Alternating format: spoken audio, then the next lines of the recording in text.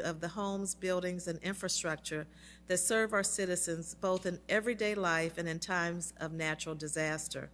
And whereas our confidence in the structural integrity of these buildings that make up our community is achieved through the devotion of vigilant guardians, building safety and fire prevention officials, code enforcement, inspections, architects, engineers, builders, tradespeople, design professionals, laborers, and others in the construction industry who work year-round to ensure the safe construction of buildings. And whereas safety in the built environment is an essential component of maintaining public health, making building safety more relevant now than ever, and building safety plays a major role in not only protecting the citizens of our community, but also protecting the property values of our city and reducing blight throughout our community.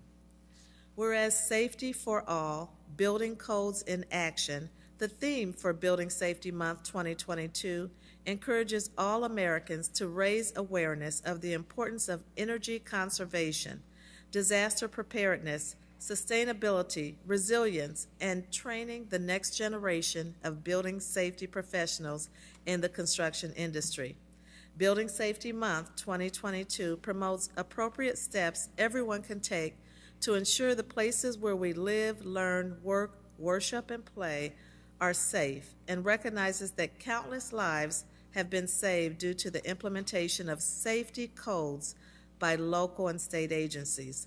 Now, therefore, I, Rita Ali, Mayor of the City of Peoria, Illinois, do hereby proclaim the month of May 2022 as Building Safety Month in Peoria, Illinois, and I encourage all citizens to join with their communities in participation in Building Safety Month activities.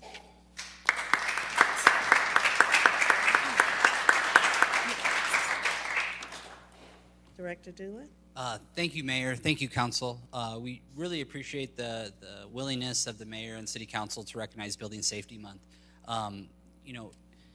Often you hear about safety and you think of police, fire, and you don't think of the work that the code enforcement and building inspection professionals do across our city on a daily basis.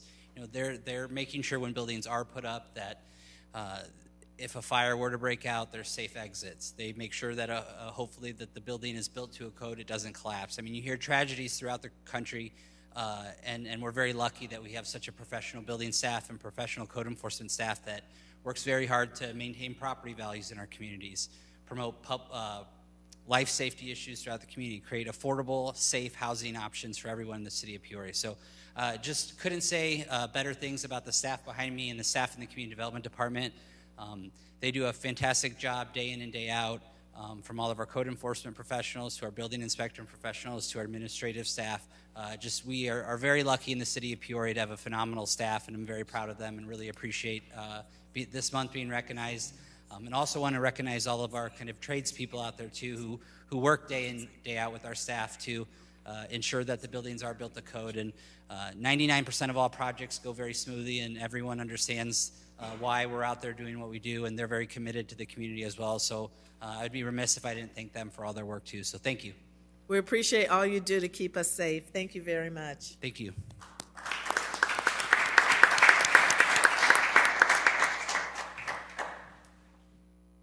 Our next proclamation recognizes Poppy Days, and most of us have our little red poppy. I'm going to ask Al Burnett, Senior Vice Commander of the American Legion Post Number 2, and Gary Hall, Junior Vice Commander of American Legion Post Number 2, come forward. Whereas Poppy Days are a time to honor those who have fallen, while also representing a sign of hope and renewal for the living. The poppy flower is worn as a symbol to honor the dead, while also representing a sign of hope and renewal for the living. All the poppy flowers that are distributed among communities are assembled with pride by America's righteous disabled veterans.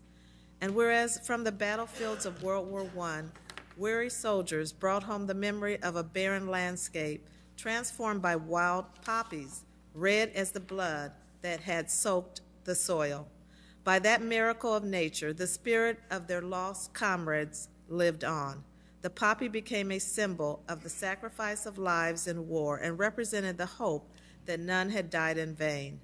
Whereas the American Legion Auxiliary poppy has continued to bloom for the casualties of all wars, its petals of paper bound together for veterans by veterans, reminding America each year that the men and women who have served and died for their country deserve to be remembered.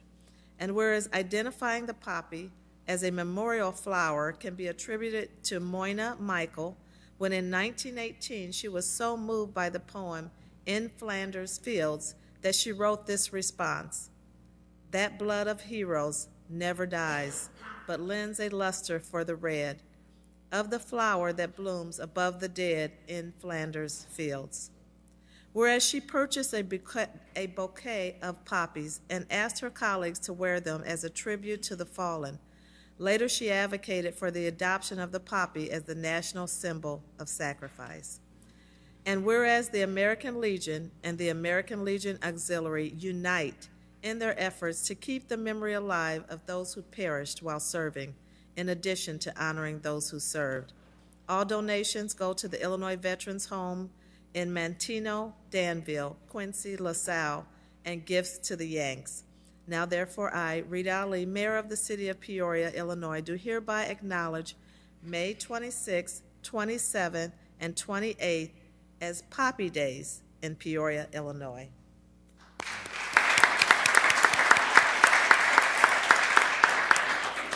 Our well-dressed and well-decorated veterans. Clean up Thank pretty you. good, though. You do.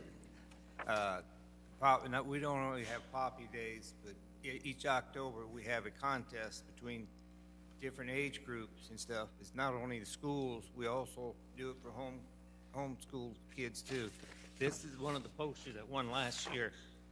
That's a 7-year-old girl that done that, Oh, that drew that, and won the contest. She'll be down in Springfield, or a conference down there, to be awarded and stuff.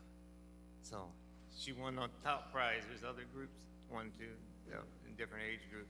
Just we'll try to get the schools and trying to get people to go to the nearest Legion and get a form, get a thing about it and stuff. And we draw the posters, and we present it to us, and we judge it, and then they get the credit for it. They get scholarships and money and stuff for it. We're doing that. So thank you. welcome. We would like to see the Peoria schools get involved in this too. Right, Al? Right. Thank you, commanders. We appreciate you.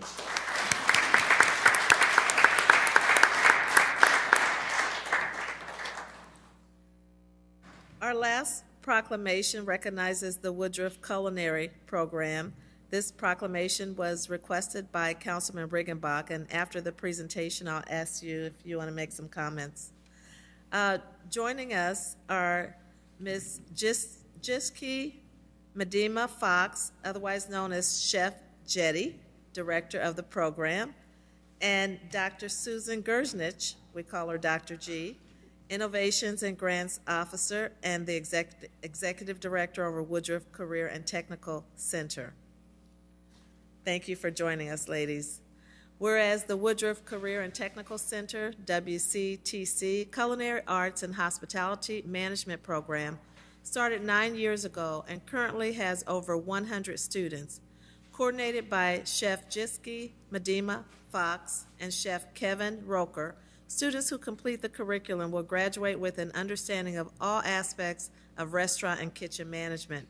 Whereas this program includes classroom and laboratory experiences that cover all aspects of restaurant management, including culinary principles, nutrition and dietary needs, health, safety and sanitation, food service and preparation, resource management, selection, purchase, preparation, and conservation of food, regional and international cuisines, food industry careers, and entrepreneurship. And whereas, although the COVID-19 pandemic may have put the popular Warrior Way Cafe on pause, these devoted students still excelled in the classroom. At the 2022 annual Illinois ProStar Invitational in March, the Woodruff team took home the first place award in the management competition and second place in the culinary competition. Whereas in May, the students ended their school year by competing at the ProStar Invitational Nationals competition in Washington, D.C. A representative team from 40 states participated. The Woodruff team, competing in the restaurant management division, finished 10th out of the 40 teams, adding to their illustrious list of accolades and titles. Now, therefore, I, Rita Ali, Mayor of the City of Peoria, Illinois, do hereby recognize and celebrate the teachers and students of the Woodruff Career and Technical Center Culinary Arts and Hospitality Management Program in Peoria, Illinois.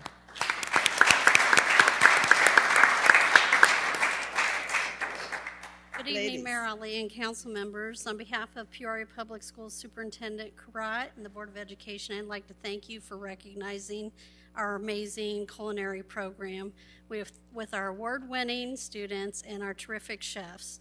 We are proud of our students' accomplishments, and I'd like to point out that we have so many Peoria businesses that help our students to gain their skills and practice their skills and to be this successful. So I want to recognize businesses that we do that.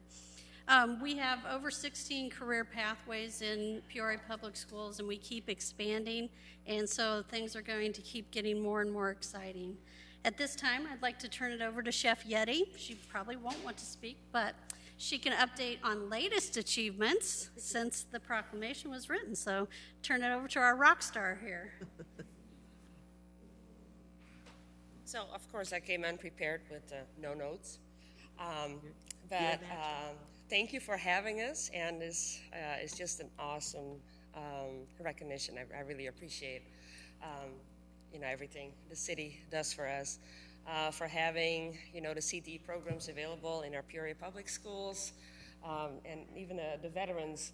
Last year during the pandemic, we were not able to actually physically be in our building, and we had students actually practicing in the VFW hall kitchen, so they could still compete and do things virtually. We were filming in there when they could not be in the building, so thank you again for your service.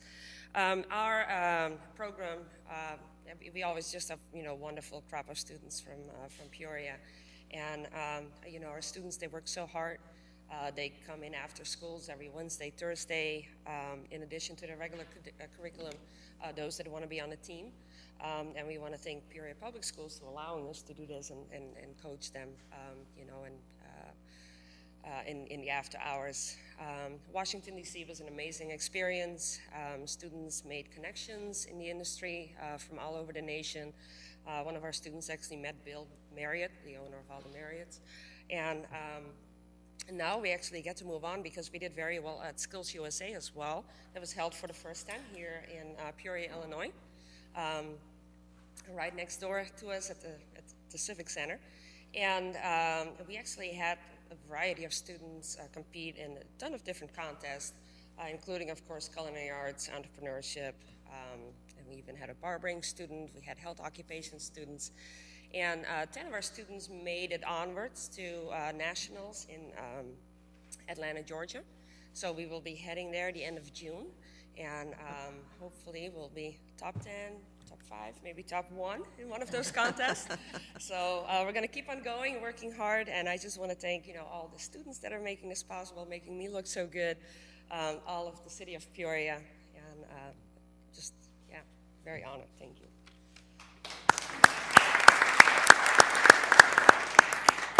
And the Warrior Way Cafe will reopen this fall. That's wonderful. I've had the privilege of tasting the great cuisine and really seeing the motivated students with some of their presentations. Just outstanding. Councilman Riggenbach. Thank you, Madam Mayor. And again, congratulations, Chef Getty and Dr. Gersneck. Thank you for being here as well. For those of you that have ever seen the letterhead for Peoria Public Schools, it says, where remarkable happens every day. And sometimes it doesn't feel like that if you hear a story or somebody tells you something, but a lot of us are on this horseshoe, have spent time with our kids in Peoria Public Schools or teach in Peoria Public Schools, and I can tell you this program just exemplifies that remarkable stuff that is happening in our schools, and we are so thrilled to have you here, and just wish there could be some of your students with you. And we are looking forward to coming down to the cafe again this fall as you continue this tradition of excellence. So congratulations, thank you, and for those of you that haven't tried the Warrior Cafe, you're missing out big time. Thank you. Thank you.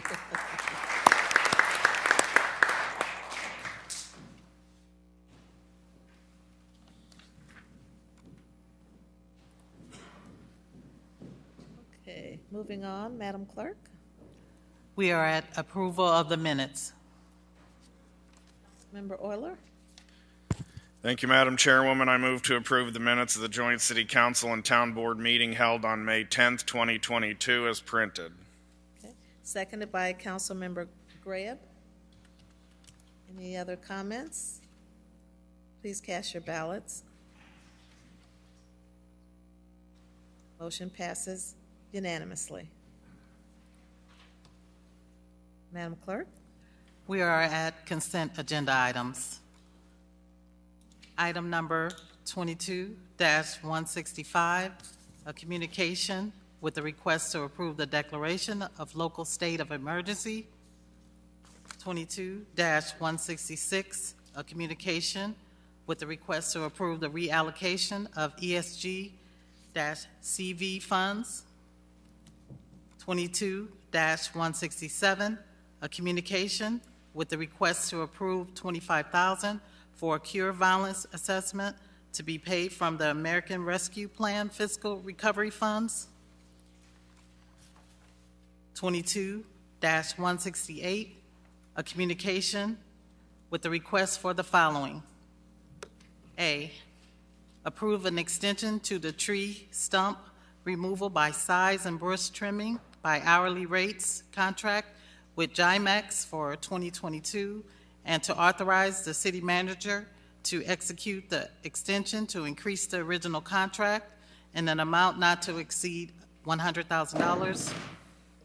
And B, approve an extension to the emergency tree and bush trimming by hourly rates contract with JIMEX for 2022, and to authorize the city manager to execute the extension to increase the original contract in an amount not to exceed $40,000.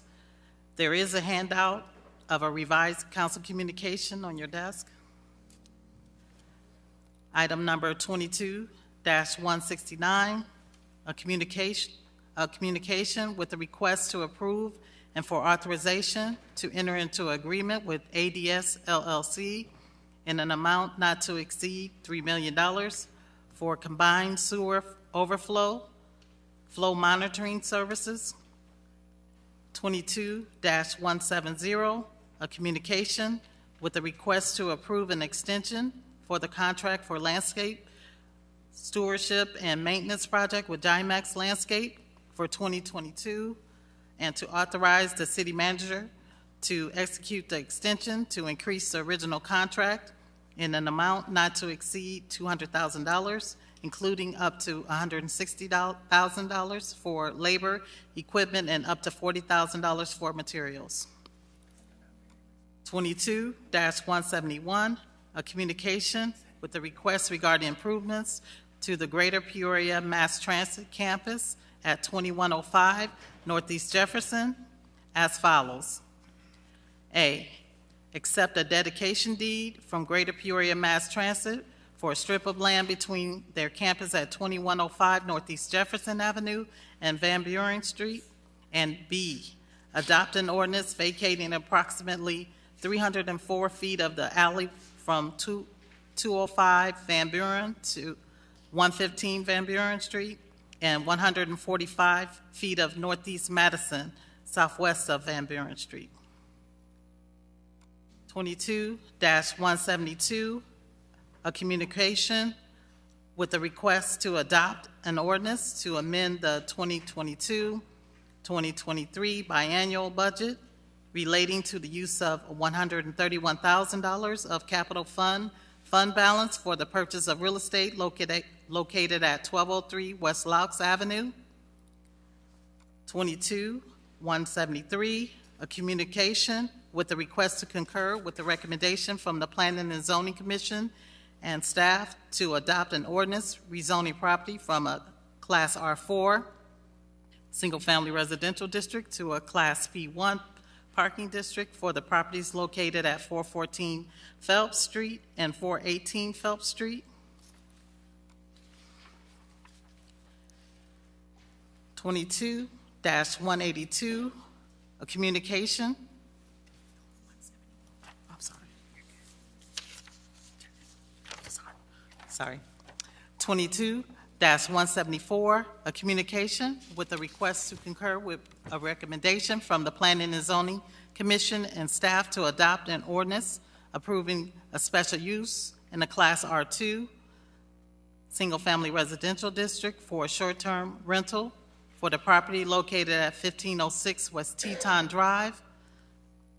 22-175, a communication with a request to concur with the recommendation from the Planning and Zoning Commission and staff to adopt an ordinance approving a special use in a Class R4 single-family residential district for a short-term rental for the property located at 1709 West Sherman Avenue. 22-161, a communication with the request to adopt an ordinance amending Chapter 5 of the Code of the City of Peoria related to temporary boarding and securing of properties. 22-176, a communication with the request to receive and file the month ended March 31st, 2022, an audited financial report. And that concludes the consent agenda items. Thank you, Madam Clerk. Are there any items to remove from consent? Councilmember Allen? Thank you, Madam Mayor. I would like to pull item 22-174, please.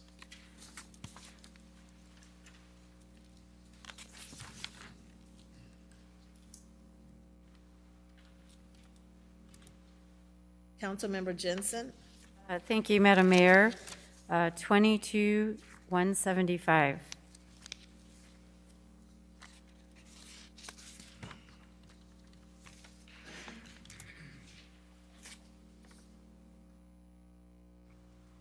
Councilmember Graham? Madam Chair, I'd like to remove 22-167.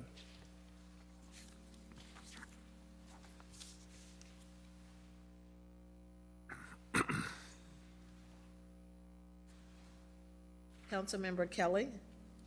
Thank you, Madam Mayor. 168 and 170.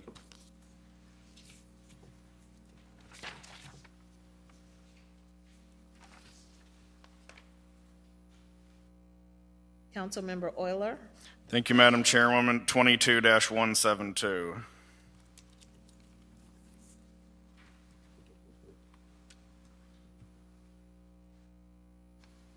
Can I get a, okay.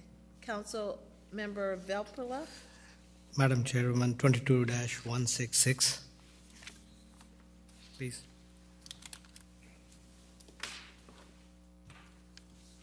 May I have a motion to approve the rest of the items moved by Councilmember Ruckriegel, seconded by Councilmember Allen?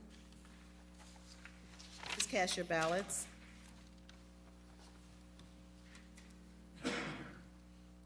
Motion passes unanimously. Madam Clerk? Item number 22-166, a communication with the request to approve the reallocation of ESG-CV funds. Councilmember Velpula? Madam Mayor, I just wanted to abstain from voting because I serve on the board of Center for Prevention of Abuse. That's all it is. Okay. Thank you. All right. Thank you. Councilmember Jensen? Thank you, Madam Mayor. Since this got pulled, I do have a question. I wasn't clear on the way this is worded. Are we approving additional funding from what we approved last year, or is it just that we're approving spending of unspent funds? Or maybe a combination of both? Are you on 22-166? Yes. Okay. There we go. Director Doolin? Thank you, Mayor. So this is a reallocation of existing funds. When COVID first broke out, because we were an entitlement community, we got an allocation from HUD for Emergency Solutions Grant, which is for homeless services. We had some money that, two reasons. One, one of our organizations just didn't have the staffing capacity to spend some of our rapid rehousing money. And then some others, the original outline from HUD said the money had to be spent by September of 2022. So our agreements were up in March 31st of 2022 to ensure if there was unspent money, we had a few months to get that adjusted. But HUD came out with new guidance that says the money can be spent until September 2023. So we went back to the continuum of care and talked to them about reallocating the funds that we hadn't spent and what would be the best use, but also to ensure that we could still get them spent by that time. And these were the projects that were all recommended. Okay, thanks for that clarification. With that, I move to approve. Is there a second? Seconded by Councilmember Rodrigo. Any other questions or comments? Please cast your ballots.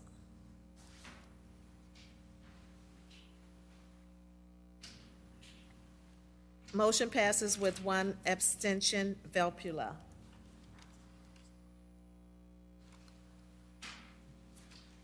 Item number 22-167, a communication with the request to approve $25,000 for cure violence assessment to be paid from the American Rescue Plan Fiscal Recovery Funds. Councilmember Graham? Yes, I'd like to hear more about this because my inclination is to vote no for reasons I will outline, but I'm always open to persuasion. And manager or police chief, I'd like to make a presentation on it. Sure. And let me, and we do have the police chief here as well as Officer Hodges. But I just want to give some background to this assessment.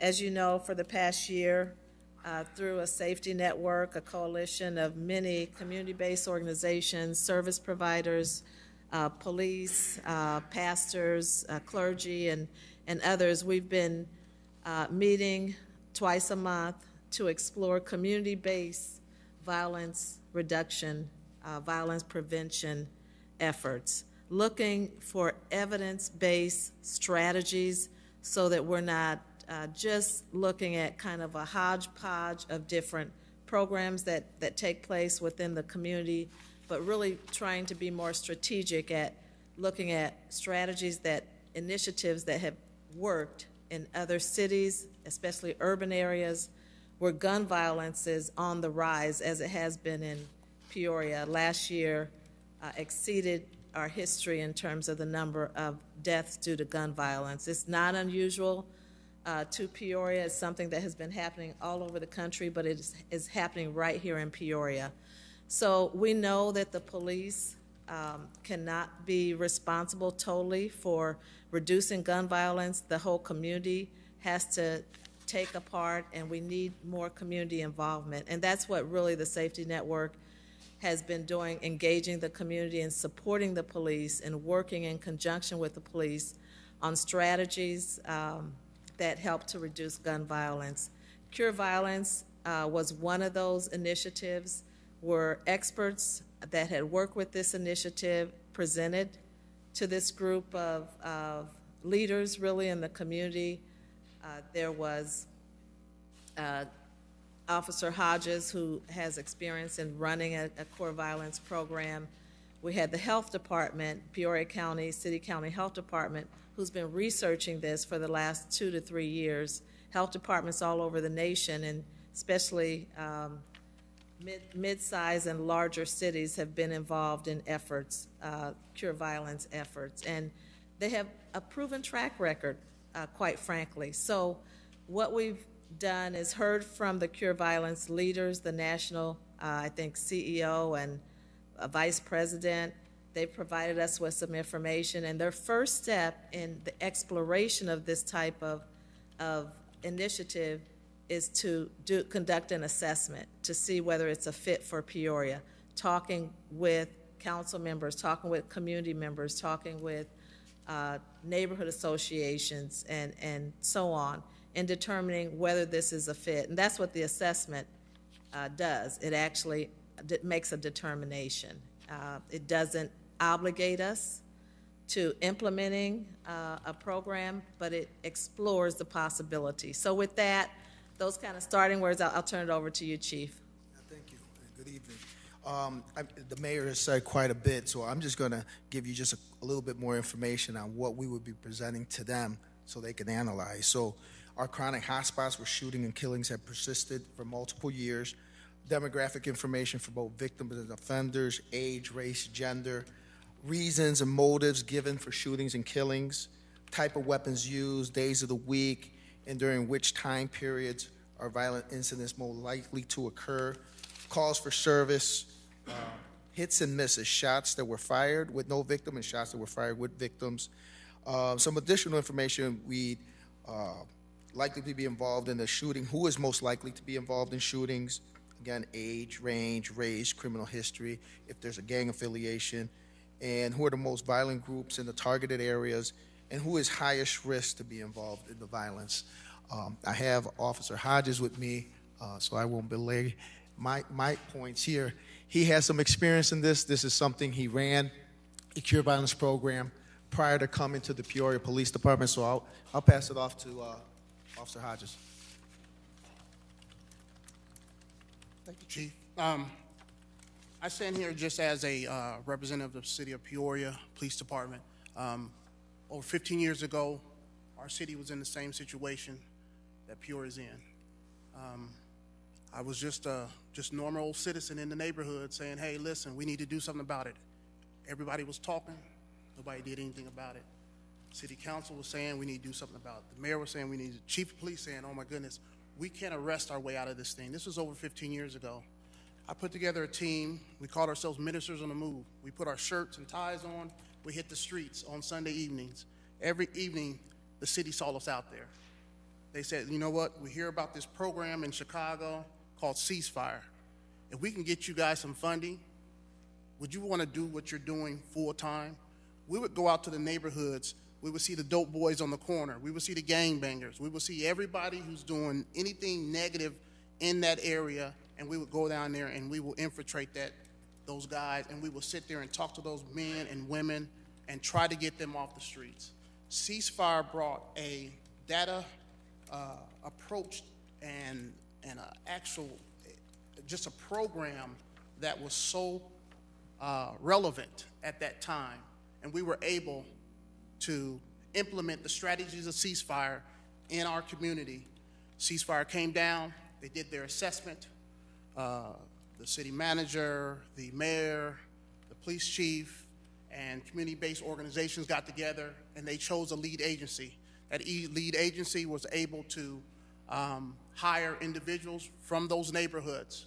Those individuals may have had checkered backgrounds, but these are the individuals we picked because of the fact that they've been there, they've done that, they've changed their lives around, and now they're able to give back. And we were able to implement ceasefire in a certain zone that the city of Peoria says, okay, we need you to go to this zone, clean this zone up, and then we'll see if we can implement it in other places. We were able within 6 months to implement ceasefire using their strategies from the University of Illinois Chicago School of Public Health.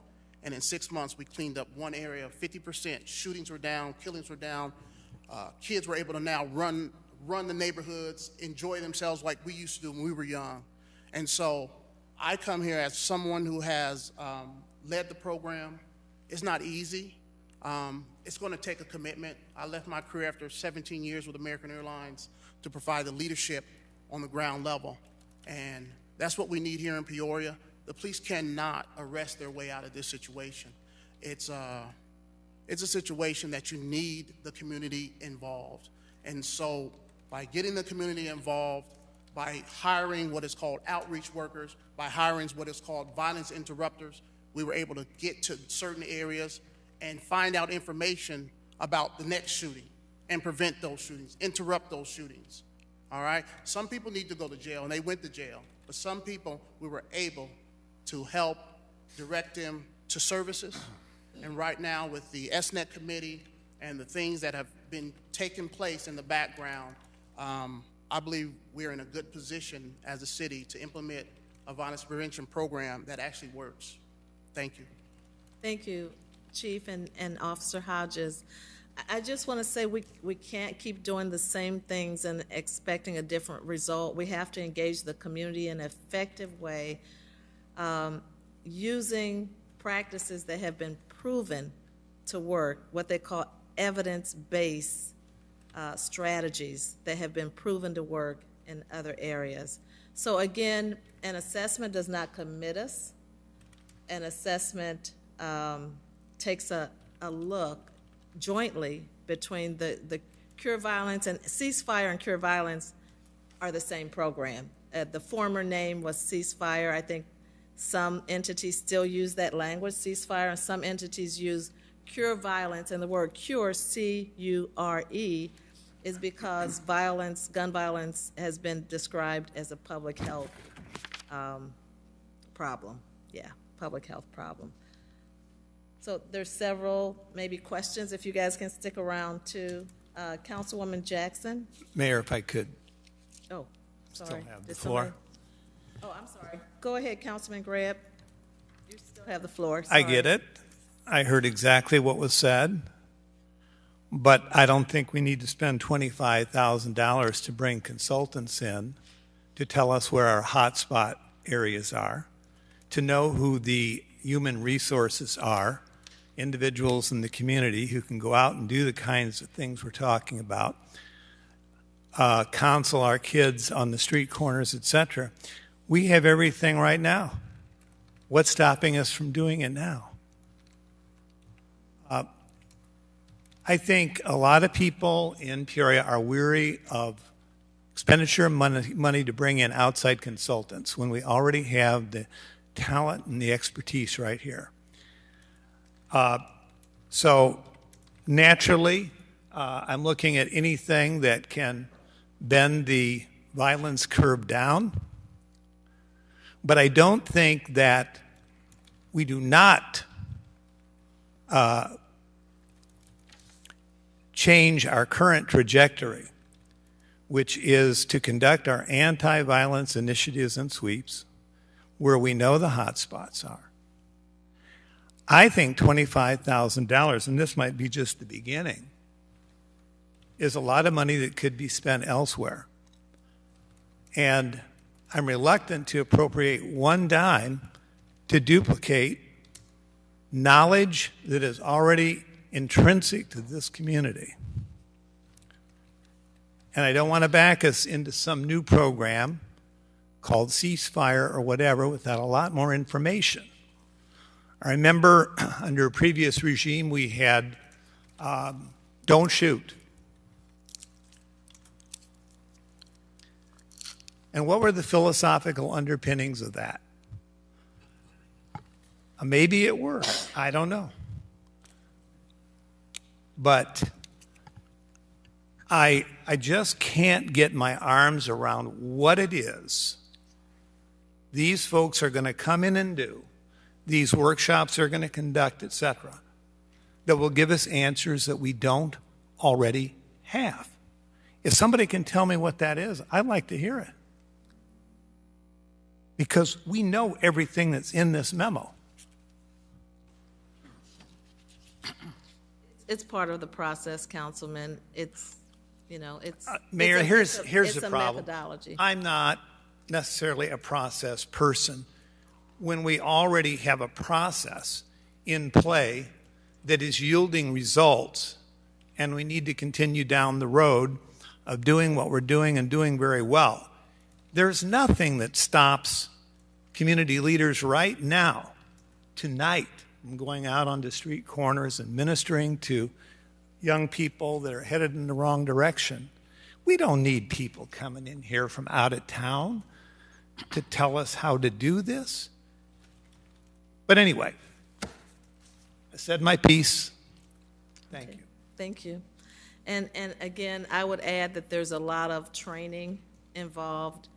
Whenever there's a national model, if you break away from the model, you're not actually implementing the research, the evidence-based type of program. So it's important if you're implementing a national model or a model period that you're following what has been proven to work. Councilmember Jackson? We have an answer to. Okay. Sorry. Yes, go ahead. I can only just speak on what we did. I had a program, Ministers on the Move. However, we didn't have that evidence-based. So we were going out, but we weren't documenting everything that we were doing. When we were able to team up with the University of Illinois Chicago School of Public Health, they were able to provide us with the equipment, the information, and the strategies and the training that we needed to implement the violence prevention program. And so I came here 6 years ago into Peoria to interview for the Don't Shoot. And many people who were interviewing around that table, they were talking about a book, all right? One of the things I said is that because of the fact that we had the training from Chicago, knew how to implement it, and then we were able to use the tools and the data and everything they supplied us with, we were able to do it. The Don't Shoot program only had one element of it. It had the one worker that actually was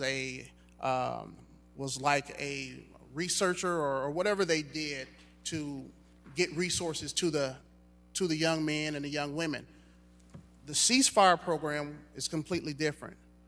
We are going to have individuals that are able to go into the houses, go into areas where the police can't go, where you and I can't go, and these individuals are able to go in, and because of the training they receive, they'll be able to diffuse situations, they'll be able to direct these individuals on the right path, and ceasefire was a plus for the city of Decatur, Illinois, and I know it'll be a plus for us here, and we just have to find the right people and the right lead agency to run the program here in the city of Peoria. Thank you, officer. Now, Councilwoman Jackson. Thank you, Madam Mayor. I would just like to add to what Officer Hodges has said. I don't think that we would be changing the current trajectory by adopting this program. I think we would only complement what the police department has implemented earlier this year in the fact that they've been able to put the task force together and go out and produce the kinds of results that the chief has shared with us. And the chief has also reminded us that not one person in any of those communities has complained about what they have been doing. And the problem is we have never been in a position to put this amount of dollars into stopping the type of crime that we have been seeing on our streets. Now, with this program, we're able to put the right people in the right places to do the dirty work that we have not been able to do in the past. And I think we would cut ourselves off short by not trying something that we know works. I have visited Rockford, and I have talked with people who have been involved with ceasefire, and it works. It works because they have the people willing to do the work. They have hired individuals who are willing to go into neighborhoods with credibility and talk to people and are able to put out fires everywhere. And I would just like to appeal to my fellow council members. We are embarking on summer season, and summer season around the country always results in a spike in crime. We had a homicide Saturday, and I was told the individual, one of the suspects was someone who was back out on the streets. We've got lots of people who are going to be out and about, and we have got the resources, evidence-based. We know what we need to do. We just need to put the money and the resources forward so that our officers can do what they need to do to clean up our streets once and for all. We've had too many watered-down versions in the past, and we don't need to do this. And as I've said to the mayor and others as we've met, if we're going to do it, we need to do it right and get it right the first time. And this is an opportunity to do it. Money well spent. I'm tired of hearing about gunshots going off in every neighborhood. It's not just the first district. So it's time to put our mouth where we can really get some results. Thank you. Thank you, Councilman. I'll reiterate, this does not replace anything we're doing currently. We will continue to do everything we're doing, plus the other things that we have in mind to continue to do. It doesn't replace that. This will just be in conjunction with all of that. Thank you. Thank you, Chief. Councilmember Allen? Thank you, Madam Mayor. I think we all can agree that we are in critical times right now in our society when it comes to gun violence, not only nationally, but specifically here in the city of Peoria. And this is something intentional that we need to invest in. We received funding for a reason, to cure violence, from the American Rescue Plan. And so these are funds that are specifically allocated to doing this. So I think we all can agree around this horseshoe that we need to do something. Right now, it seems like we may need a little bit more information to determine if this is the proper solution. And if that is the case, I'm okay with that. If there's a little bit more due diligence that needs to be done, if we need to converse with you, Chief, and you, Officer Hodges, just to cure some of the anxiety, maybe potentially around spending these funds. But I do believe it is money well spent. But with that being said, I would like to make a motion to a 2-week deferral, Mayor. Motion what? For a 2-week deferral on this item. Is there a second?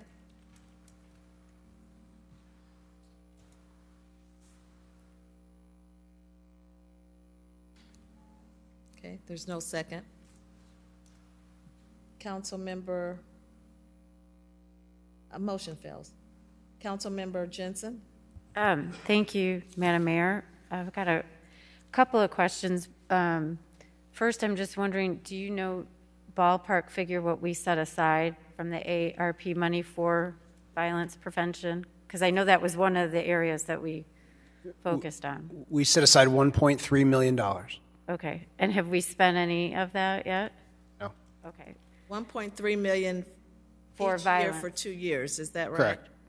Okay, and then I just want to, I think I heard Madam Mayor say that this doesn't obligate us to Correct. implementing the program. This is just to do the initial assessment. Correct. Okay, and then another question I have, from what Officer Hodges explained, it sounds to me that this is similar to the program we already have, the Peoria Community Against Violence initiative. The PCAV is an anti-violence advocacy group, but PCAV does not, in terms of implementing this model, PCAV does not do crisis intervention. They do not do mediations, disputes between and mediation resolution between individuals. They do not do outreach and counseling of clients. They do not connect them with services. That's not something that PCAV necessarily does. And they don't have violence interrupters that are working out on the street, which is one of the key elements that Officer Hodges was talking about that they implemented in Decatur. Okay, so then my follow-up is, how will this program work with that program? I mean, and if you don't know right now, that's okay, but I mean, that's something to think about. What we had was the violence prevention coordinator.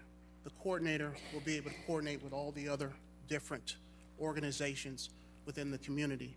Those organizations have individuals and that do certain things, like PCAF, whatever their mission is, we would team up with them. They can be on the steering committee, the hiring committee, but we will use PCAF as a reference for services, if whatever services they provide.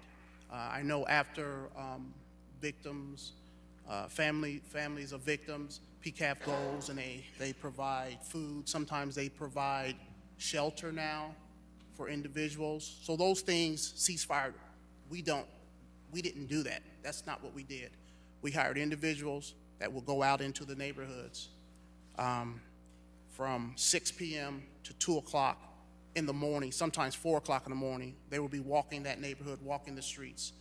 They would create a zone. The city of Peoria, city of Decatur created a zone for those ceasefire workers, and that's the zone they cleaned up.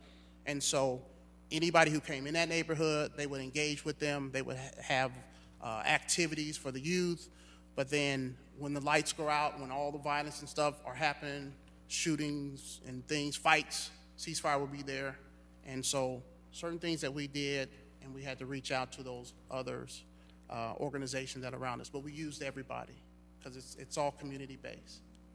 Okay, and I understand that. I just want to make sure, because that initially was a city initiative, that, and maybe perhaps they should be combined into one. But I just want to make, or maybe the other one disappears. I don't know, but I just want to make sure that we're not just redoing things that we tried to do before, as Councilman Grab brought up. My second point, Officer Hodge mentioned zones, and Councilwoman Jackson did point out, we have serious violent crime in several different parts of our city, not just in the 1st District and on the south side. So I'm hoping that we will include some of the older neighborhoods that have seen a spike in violence, and in particularly in gun violence, be included in these meetings with stakeholders. And hopefully those areas will also be included in these zones, because the older parts of our city really need to work together and be part of this whole initiative, and not just, even though I know the south side needs it bad, it's spilling over. It's a real problem for a big part of our city. Agree. Okay. And so I just wanted to clarify, PCAV comes in typically after an incident happens, and they even try to help with securing funeral expenses, but it's usually after the fact, not on the preventative side. Okay. Yeah. Thank you. Councilmember Kelly. Thank you, Madam Mayor. Welcome. Certainly everyone around this horseshoe is against violence and gun violence in our city. I'm a little concerned about this particular proposal, in that first I'd like to ask Officer Hodges, this was tried in some specific areas of Decatur. It worked. Then what did Decatur do? Did it spread it out throughout the city? Once we were able to focus in on the area that the city of Decatur chose in the beginning, once we were able to clean up that area, then we went and we put together a violence prevention plan for other areas within the city, because we focus on the data that comes from the police department. And so what happens is, let's say we clean up this area, but still there's violence going on, little pockets of violence. We were able to come up with strategies through our partners to be able to implement different locations in Decatur, like open up another area where we, targeted those areas too. So, but we wanted to focus on, when we started, we wanted to focus in on this specific area, but we can move around. But you don't want to do too much moving around, especially because we only had a certain amount of people to do the work. You're going to have to hire more people if you're going to spread out all over the community. And so those things can be done in communities. If you needed to, if violence, let's say violence is in the 10th district or violence is in the 4th district, you may have a ceasefire project going over there, but sometimes you can use workers to move over here for a while, and then that weekend or that month we're going to focus in on that area. So it can be moved around, but you want to be focused, driven in one certain area at a time, unless you have more workers. In the beginning, you're not going to have a lot of workers. You're only going to have maybe 5 to 6 workers, and maybe 20 volunteers that's going to help you with the project. Okay, thank you. I saw a lot of data from this outfit, and they used as their, what would you call it, poster cities. Cities like Baltimore, Detroit, Chicago, Philadelphia, and others. They presented data about specific areas that they targeted. And those areas that they targeted saw a statistically significant decrease in violent crime. My question at the time, and my question remains, well, if this was so good, why didn't they implement it through the rest of the city or through the rest of problem neighborhoods or crime-prone neighborhoods, that sort of thing? And I have made some inquiries, but I've not really gotten any answers. Now, perhaps it's a matter of expense. I don't know how much this stuff costs. The info that I got seems to talk about grants from here and grants from there and grants from someplace else, and the total is large. Our budget started out at $375,000 a year and quadrupled. Well, I guess you could say it quadrupled for this year and it quadrupled for next year. I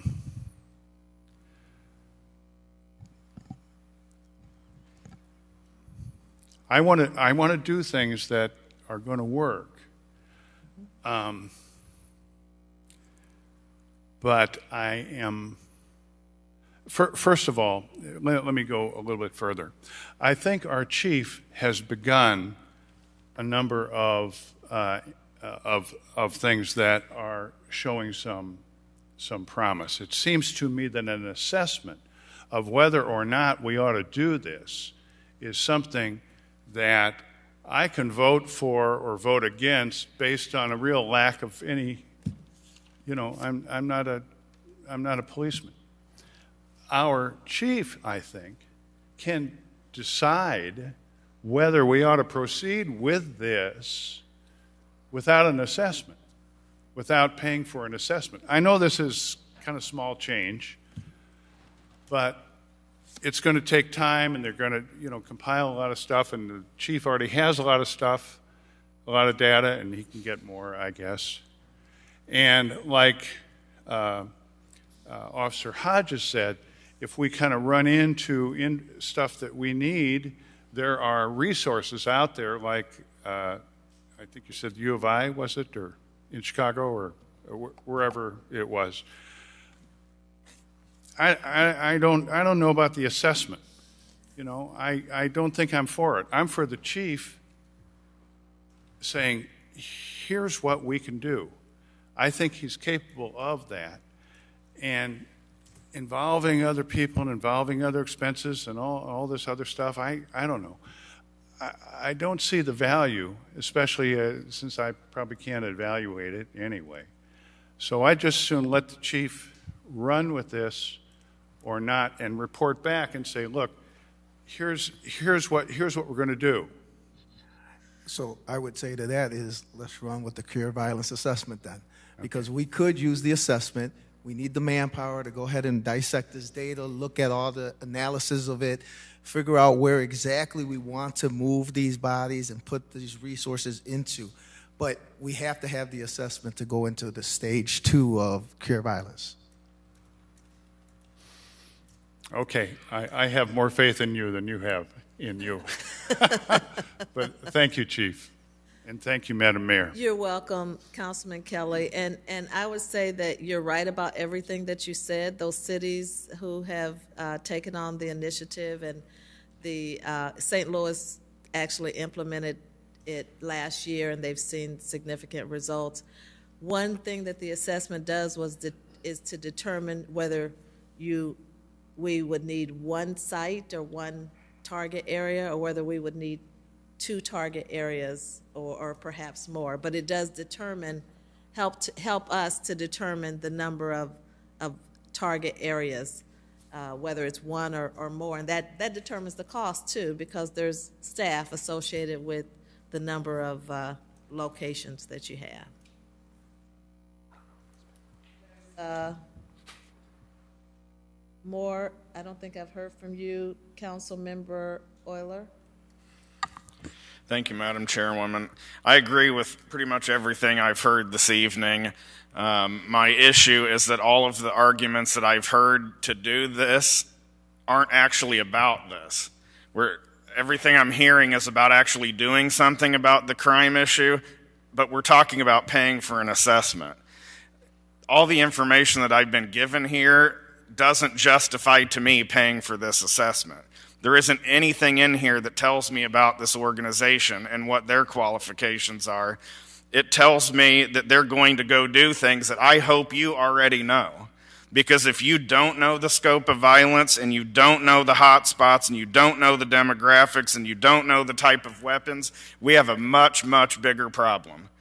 And I have every bit of faith that you and your team know the answers to all of these questions. So I have heartburn with paying an organization $25,000 to tell me something that we pay you guys to tell us. And so, in my opinion, we're going about this in the wrong direction, especially considering that this recommendation comes from a group that is not sanctioned by us. There's no oversight from us. There is no transparency, and this information gives me absolutely nothing about what we're proposing to do. I completely want to go out there and do something about gun violence in this community. I think it's one of our top priorities has to be this, but I want to give you the $25,000 to go figure it out and invest it in the solution, not to tell us answers that you should already know. Thank you.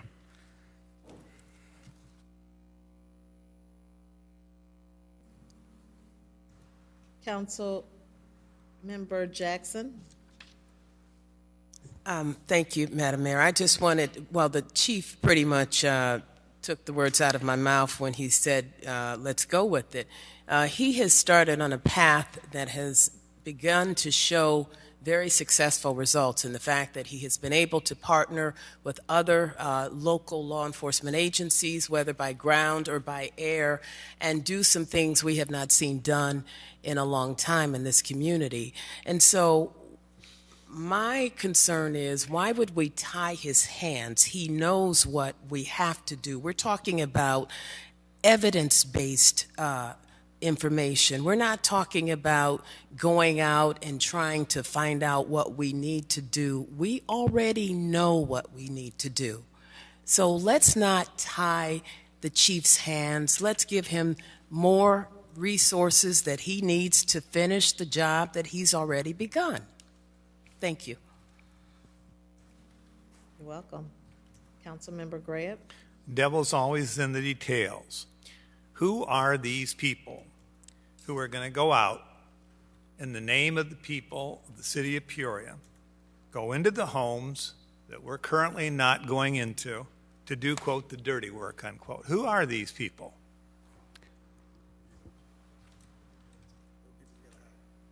These are the individuals that we would have to hire. These are my cousins, my brothers, my nephews. These are people that may have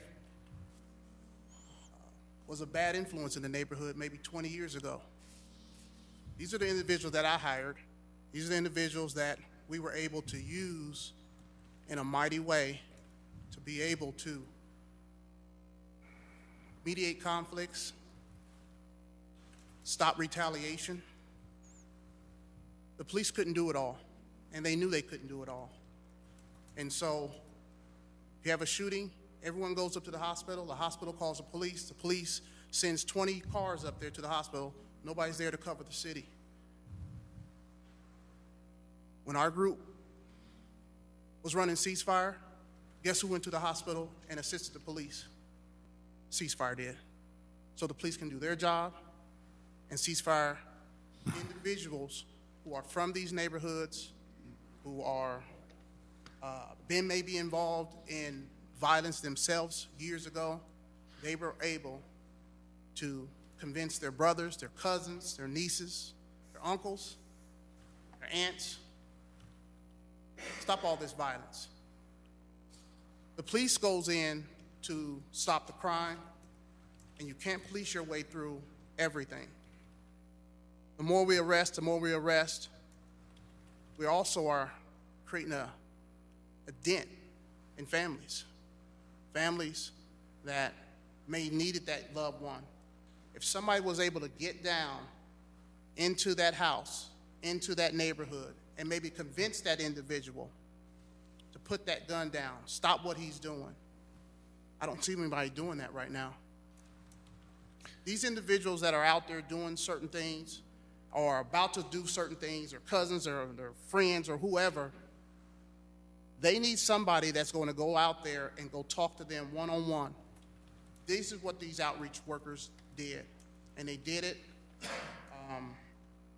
tirelessly every day, every night that we asked them to go out there and do it. The police can only do so much, and our police chief is doing a wonderful job, but he knows he needs the community also. And when ceasefire were out there, when the community saw ceasefire out there, they was like, wow, you know what? This is what we need. And so the people that's going to be out there going into these neighborhoods and going into these houses, they're going to be people that can get information that can go and change some people's lives before they make a decision. That's going to Does the destroy their Peoria lives. Police Department have a list of potential employees that we want to hire? Are they our employees? If they do what the officer is describing, what kind of liability is there? Is this like a guardian angel group? There are so many questions I have about So, this. Councilman, that in the assessment and on the council communication, in the last bullet point, it talks about what the Cure Violence Global Group would do, and it talks about how they would provide that written report that would explain not only their analysis of where the violent crime occurs, and yes, our staff can do some of that, but then they talk about identifying government and community agencies, leaders and members whose participation will be necessary to build this program. What we don't have is that. The assessment provides that ability for us to say, here's the type of people you need to hire. And then once we have that information from the Cure Violence team about the size and scope of what our program in Peoria might look like, maybe it's focused on the south side, maybe it's focused on the south side, the east bluff, and the center bluff. We have to look at the data and see what we can afford as we look at structuring this. They may come back and say you need 60 violence interrupters to be able to do it in all 3 neighborhoods of the city. We need to know that. And once we have that information, then we can start to solicit the community for who's out there and post these positions and start to talk about selecting it. Until we have this assessment done, we don't know the answers to those questions. We have so many community-based organizations, leaders in the neighborhoods who have the answers already. And we have to spend money to hire consultants to come in here to tell us how to do this? Again, here we have an officer right here who seems to understand very well how to do it, how the program worked in Decatur. Let's cut to the chase. If this is good, why do we need people coming in from out of town to tell us where our hot spots are? To go talk to the hospital people, and we can go right through this. It seems to me like a lot of people are going to be walking around with briefcases with peanut butter and jelly sandwiches in them. That's what it seems to me. Where the rubber hits the road with this is that they're going to help us to talk about how to develop a cadre of violence interrupters that can work in the community, and what are the skills that you need to train somebody to be able to be successful in doing that. That's the important element of this assessment, is telling us the numbers, and where we want to do this and how much we need to scale it up for. And then we reach out to the community and we look at working with them to fill those positions, which is what Officer Hodges did in Decatur when he stepped into that role. Are That's what we have are to do. these people with a police background? Not Who are pol- these no. people? Are these people who are coming from the University of Chicago sociology department? This is a public health focused and a public health based approach. As you remember, the reason we set aside at $1.3 million is because the American Rescue Plan funding calls for allows for the ability to use these dollars on evidence-based violence reduction initiatives. And that's what this program is. It's an evidence-based program that has been reviewed and analyzed in the cities that Councilman Kelly mentioned, in Chicago, in Baltimore. If you go out to the National Gang Center, it's the National Gang Center of the U.S. Department of Justice. They have a whole page on Cure Violence, and they talk about where it's been successful and how it's reduced gun violence and gun crime in the targeted neighborhoods that it focuses on. So this is building that program. It's using these dollars the way that the federal government said that we should, is to put it towards evidence-based programming. And that's what we're looking to try and implement with this. This is just the initial first step. This is the first $25,000 that we're looking at. Then we're going to come back to you and say, here are the people that we need to hire, and here's what this program is going to look like. This is the type of staff that it would take, and here's what the cost would be. It just seems like we're backing ourselves into a whole bunch of appropriations based on data that we already have, people we already have in the community who can do this. Hospital professionals, Peoria police officers, FBI local, state police. I don't know why we need people from the outside to come in here and tell us where our hot spots are, or tell us that we should go to this neighborhood or that neighborhood to talk to people in this house or that house. This just doesn't seem reasonable to me. The other thing is, if they're going to go out in our name and they're going to be maybe using religion, what religion is it going to be? If we're paying them with our tax dollars, is it going to be Sharia? Is it going to be whatever? What is it? In other words, there needs to be a lot of clarity on what we're going to be hiring, who we're going to be hiring, and what their assumptions are. And I don't want to get a situation where we have vigilante groups.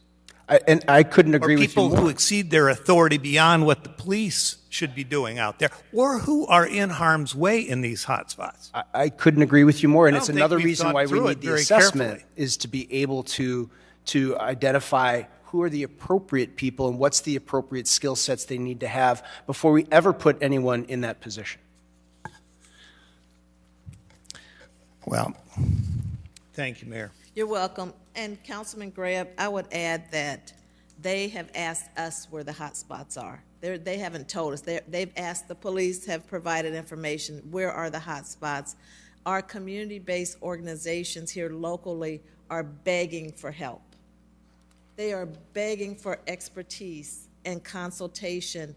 They want to learn from the people who have went through these processes and made mistakes and learned, how to fix things. They bring in a whole team, and that's why their minimum cost is $25,000, because they have costs associated with travel and bringing a team here for a whole week. It's a reasonable cost. It's a small investment that could lead to a big benefit. And I say bring them here and ask them all those great questions that you have. No, seriously. They say that staffing is the most important thing. That's what the CEO and the VP staffing. You have to get the staffing right. You can't hire these people who have half their foot in the streets and half their foot in crime and half their foot in the right direction. There's no halfway. You have to get the right people hired, and they're telling us things that we haven't heard. The community-based organizations, they need our help. They're begging for our help. We start talking about hiring people who are ex-cons and stuff. it introduces a lot of complexity to it and a lot of liability for the city. That's why these questions need to be asked up front now. And honestly, I've been thinking about this since last week when I first saw it. And, you know, I tried to talk to the manager yesterday. He had an impossible day. So today, I had a chance to talk to him. And I would just like a lot more information about this. Maybe there are people ready to go right now. Let's bring them and ask the information. There's also a state allocation for Peoria, a state allocation of $500,000, $500,000 if we decide to go for Cure Violence for Peoria, thanks to Leader Jahan Gordon Booth. A state allocation. $500,000 for what? A state allocation to supplement our initiative for implementing a Cure Violence. So we would get $500,000 earmarked to do what? To operate Cure Violence in Peoria. Oh, going forward, if we would decide it's a good fit sir. for Peoria. Yes. It's already there. It's in the state. Do we have an budget. idea what it would cost each year? See, these are the kinds of things I think we need to know. It's in there for a number of years. So that's something that we would need to decide. I think I need more information before I could cast a vote in the affirmative. I appreciate the officer here, but honestly, nobody reached out to me to describe the contours of this program or to give me an opportunity to call some of these cities where it's apparently working. So I'm trying to be fair, but gosh, I need more information. But a study, we want to study. I don't want to spend the money until I know more about what we're buying. I might, but right now I'd like to know more about what we're hiring these people to do. Well, the study doesn't hire anybody to do anything except for to bring a team to conduct an assessment. Okay, thank you, Mayor. You're welcome. Councilmember Jackson. Mayor, I would, if I could, and I've heard people talking about, well, who are these folks going to be? And if I could, I've spent 19 years as a reporter, much of it the state legislature and crime. I've talked to folks, lots of people, and I know one person who has done a lot of dirty work. Maybe he could answer Councilman Grahab's question about what kinds of folks would be needed. We know Councilmember Grahab, I know from talking to all kinds of people in the community, we need help. This is what they're saying. Religious groups, ecumenical groups are saying, we need help. And so what we want to do is provide individuals who have credibility. You don't have credibility if you don't know how to navigate the streets.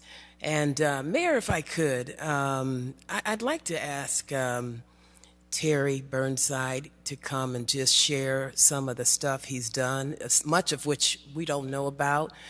Terry has intercepted violence. Terry has gotten up in the middle of the night and gone over and mediated with gang members. This is what we mean when we say people who have a heart, people who have a passion for seeing peace in the community. He could stop, you know, he could do other things, but he continues to work in the trenches, unbeknownst to most of the people in this room. If we could just hear a little bit about what it takes to see the kind of success, because I guarantee you, Councilman Graham, the police chief has said, you cannot arrest your way out of this. You cannot hire enough police officers. It takes a community approach. And there are lots of people out there, like Terry Burnside, who've decided, who've told their parents, you know, I'm committed to peace. I'm committed to peace on the streets. And they have walked the walk for years. Could we hear a couple Mr. Burnside, comments. I would say limit your comments, please, to 3 minutes.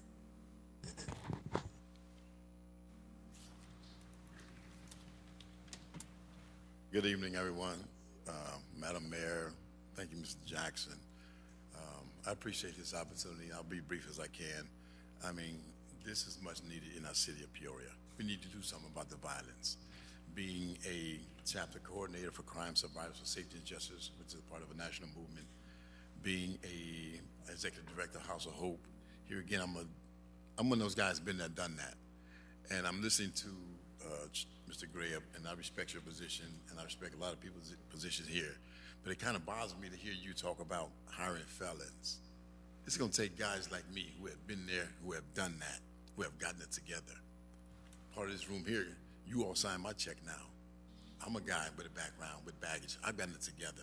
Now I'm not just paying it back, I'm paying it forward. So give us an opportunity to show you all what we can do, who I identify gentlemen as credible messengers, guys who with a background, with some baggage. This suit and tie at this podium, you can't reach the groups, the demographics who need to hear these messages. Partner up with law enforcement, with the chief, with Mr. Hodges. This is how we're going to get here. It's going to take a community effort. I see somebody else in the audience who I've worked with. I was the chair of PCAV. I've seen Don't Shoot. They're missing the mark. They're missing the mark. So to see what our city has to do and to support them and back them, I would ask that you please reconsider, because we need this. We need this. I have friends who are in positions now. Mr. Eddie Bocanegro, who was selected by President Biden. These are my personal friends. Mr. Christopher Patterson. So I know these guys who are out making a difference. These are some of my associates, and they all have baggage. They all been there and done that. If the President Biden can hire them, why can't the city of Peoria? Thank you, Mr. Burnside. Mr. Councilmember Allen. Thank you, Madam Mayor. Again, appreciate the conversation tonight, and I feel confident in the chief and Officer Hodges' recommendation, so I'd like to make a motion for approval, please. Can I have a second, seconded by Councilmember Jensen? Continued discussion, Councilmember Euler. Thank you, Madam Chairwoman. I've heard many times throughout this conversation that we need this. My issue is I don't know what this is. It's not in the agenda packet. And so if there was a desire to pass something tonight, it should be in the damn agenda. And I am so frustrated with these types of maneuvers where we don't get the information that we need up front. Supposedly, this organization spoke to a group that was not sanctioned by us, gave a presentation and a recommendation that they're now suggesting that we do, but the information's not here. I don't know anything about this group. I don't know who they are. I don't know who the group is that is suggesting that we even do this. But we are supposed to just take their recommendation that that's the solution to our city's problems. We are not going to fix anything if we are not all working together, and this is not working together. Thank you. Councilmember Euler, the group of safety net participants, I would say, that show up, about 40 to 50 people that show up every couple weeks, represent almost all the, well, probably about 60% or 70% of the community-based organizations in our city. Many service providers, many police, many religious organizations. You saw the list. I gave an update of SNET in November, and then I think yesterday an update. It's collaboration in the area of police and community relations, working together for community-based solutions to gun violence like I haven't seen it in a very long time. They are supporting TIP 411. They are supporting the directed patrols that are taking place. You have not seen communities of color that have been marching, that have been filling council chambers, that have been complaining about police activity, that you probably saw a year or 2 years ago. You have not seen that because these communities are working together collaboratively with the police, with members of our community. They don't have to be sanctioned by us. I'm at every meeting. Sometimes there's different council members that show up. You're welcome to show up. They don't have to be under our power or control. This is the community stepping up, saying we want to help, we want to be involved in reducing crime in our community, and we like what the police are doing, and we're working together collectively. Councilmember Ruckriegel. Thank you, Madam Mayor.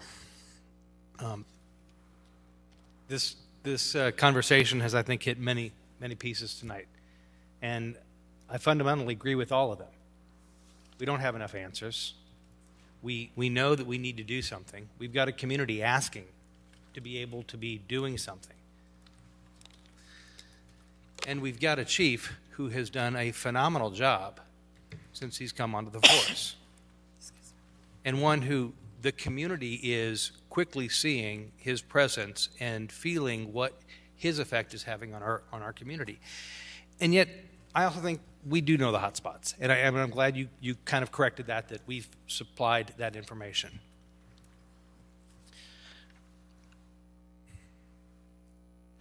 And then I take a pause. I look back at the don't shoot, and wherever anybody felt on the don't shoot. And I don't think we need to have that debate again. Part of the problem that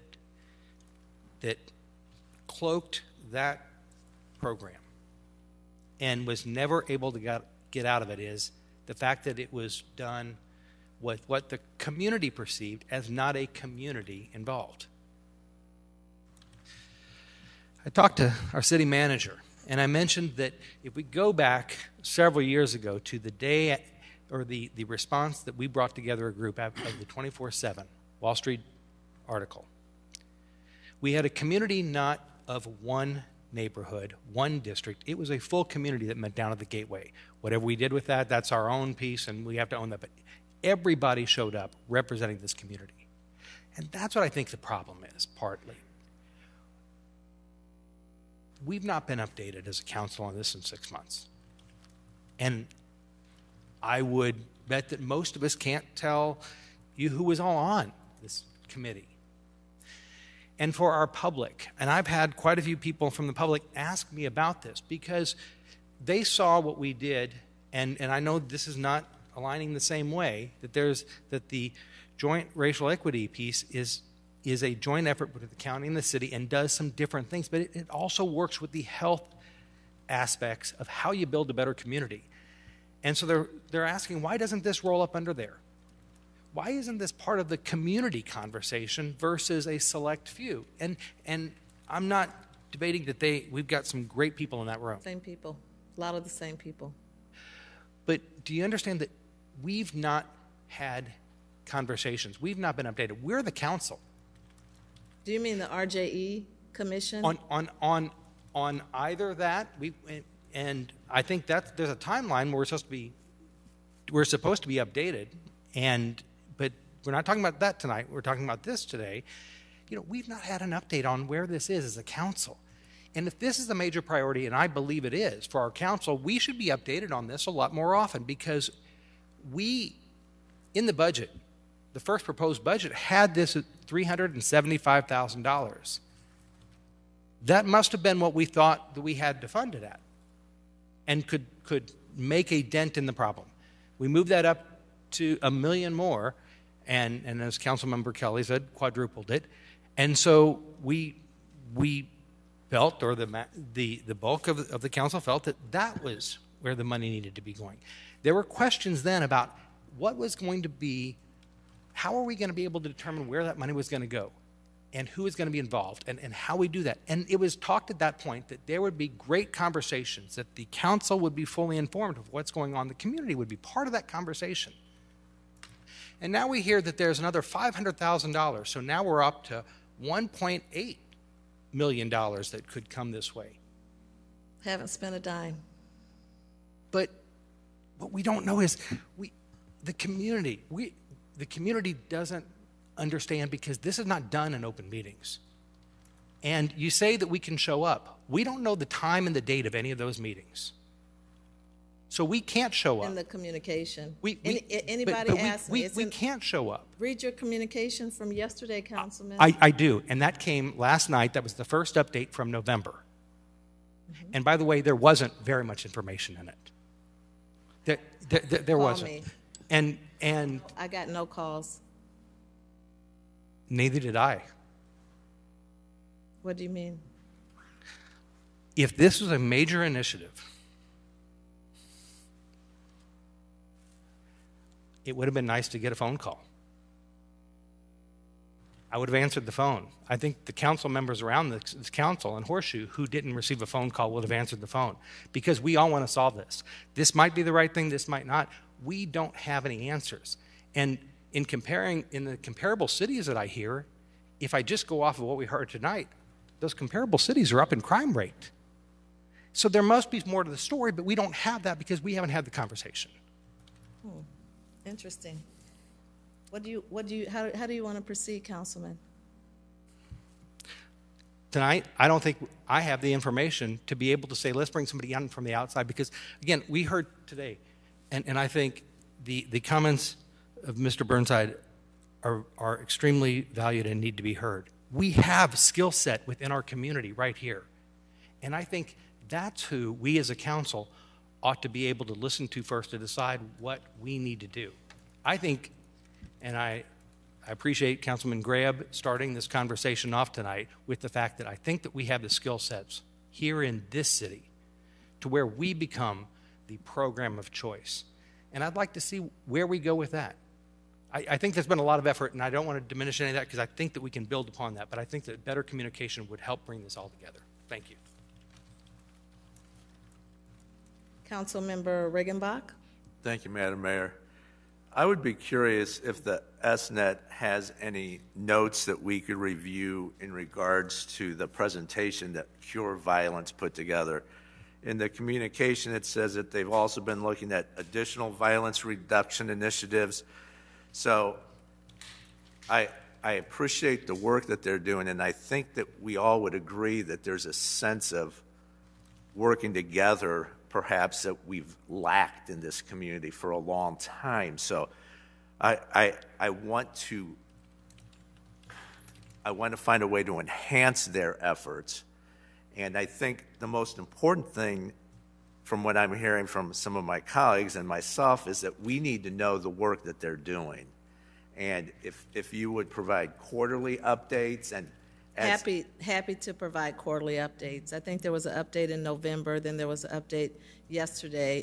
Anybody's welcome to attend a meeting. But there are notes, and the presentations about core violence or ceasefire were provided. One was provided by Officer Hodges. Another one was provided by Monica Hendrickson and her team with Peoria County Health Department.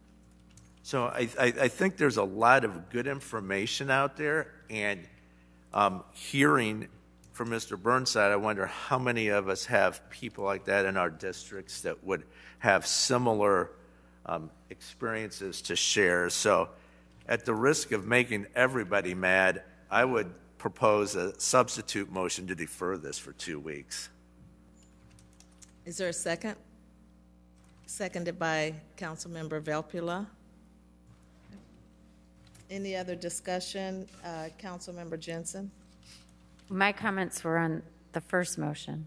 Can I go ahead? I just want to remind everyone, all we are doing tonight is being asked to approve $25,000 for an assessment. It's not all the questions that you have about the program, those still can be answered. It's just for them to do the assessment. And we have $1.3 million from the American Rescue Plan. This is not coming from, city tax dollars. It is from the American Rescue Plan to start violence prevention programs. And this is just a step to do that. And it's not saying that we're going to do this program or we might do this program and something else. We don't know what's going to come out of it. So I don't think a deferral is necessary, and I'm very supportive of this. And I hope, I wish the rest of the council would a majority of the council would agree, because I think it's very important, and we need to get started. We approved this money back in at least 6 months ago, if not November. Longer. So I'm very supportive. Thank you. Councilmember Valpula. Thank you, Madam Mayor. This is the first time I'm seeing a very heated discussion, so I would like to ease a little bit. So I wanted to present the whole of the discussion in probably three points. One, we are trying to spend $25,000. That's the first piece. We have a cause. That's the second piece, and we are trying to bring people in the third place. The only thing that I probably am not able to understand is the lack of transparency. Everything is right. I mean, the proposal is good. We are only doing an assessment. I agree to everything, but I also agree to a lot of points that are mentioned here, which probably if I were to do something, I would really love to see whom I'm going to invest into it. And I agree there are people, and I don't know how many people are going to be involved in this. Who are those people? How much are we paying? And is it a one-time investment? What is the timeline of this project? I probably have no idea. And I'm not saying the motion to defer is not to say we are going to shut this down. We are going to come with more transparency. Maybe we come up with more ideas. I think it's coming out of thin ice. So I probably would. The point here is, yes, that's a great program. I understand that, and every comment is valid. And I don't know what is the immediate need to push it today, since we don't have necessary information. And there are a few gentlemen in the who presented. Maybe we'll see more people coming forward to say this is what we are doing and this is where we are investing. So we bring more accountability and transparency by letting this more open. That's exactly why I like to sit back and reread and come back again. So that's the purpose of it. I'm not saying this is a bad program. I'm not saying we shouldn't do it. We have to do it, and this is the bare minimum thing we should do it. But are we doing it right? Are we pushing it faster? Are we having enough information to make an informed decision? That's exactly what made me think that we need some more time. Thank you, Madam Mayor. You're welcome. Councilmember Kelly. Madam Mayor, my comments were on the previous motion. I have no comments on the deferral. Okay. All right. Thank you. And I think lastly, Councilmember Allen. Thank you, Madam Mayor. We sit around this horseshoe and spend millions of dollars every other Tuesday, and we are having a conversation for over 2 hours over $25,000 towards violence prevention to conduct an assessment. We don't have the time to defer this for 2 weeks. People are dying, literally. Like, I'm sorry, I know I'm a laid-back guy, but I'm just really confused about what's going on. And I know everybody's intentions is great, but Peoria is known for just having meeting after meeting after meeting. It's time to start getting to action. Our chief just came to us with a recommendation. He wouldn't have came to us if he felt he did not need this. He is a good steward of the dollars. We have a plan to move forward with. Why do we need to meet again? Why do we need to get another packet? It is time to get to action, people. And I'm sorry, I know the deferment, we can talk about it, but it's time to get to action. It is. Do we want to wait to come back in 2 weeks and 2 more people die? Let's have a real conversation about it. We really need to really think about what we are doing. We spend millions of dollars every second and fourth Tuesday of the month. And we're talking about $25,000 that we have allocated from the federal government to go towards these actions. Make it make sense.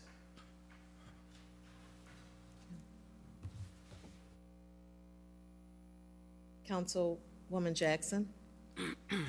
Thank you, Madam Mayor. I just want to echo the comments of my colleague, Council Member Allen. I did not run for City Council to come and meet and wait and wait and wait and wait and not see results. We have an opportunity that we have not seen in a long time to produce effective results. We've asked our police chief what his opinion was. He said, yes, let's run with it. Why don't we trust him that he is going to make good use of the funds that he needs to do the job that he has started?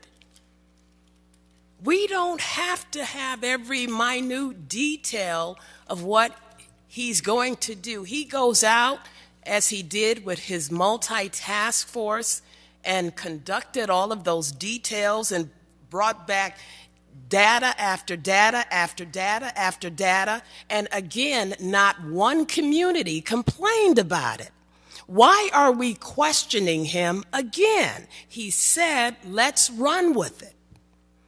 And we're going to spin our wheels again and have another deferral, and then maybe another deferral. And this is not what I elected to run for city council for.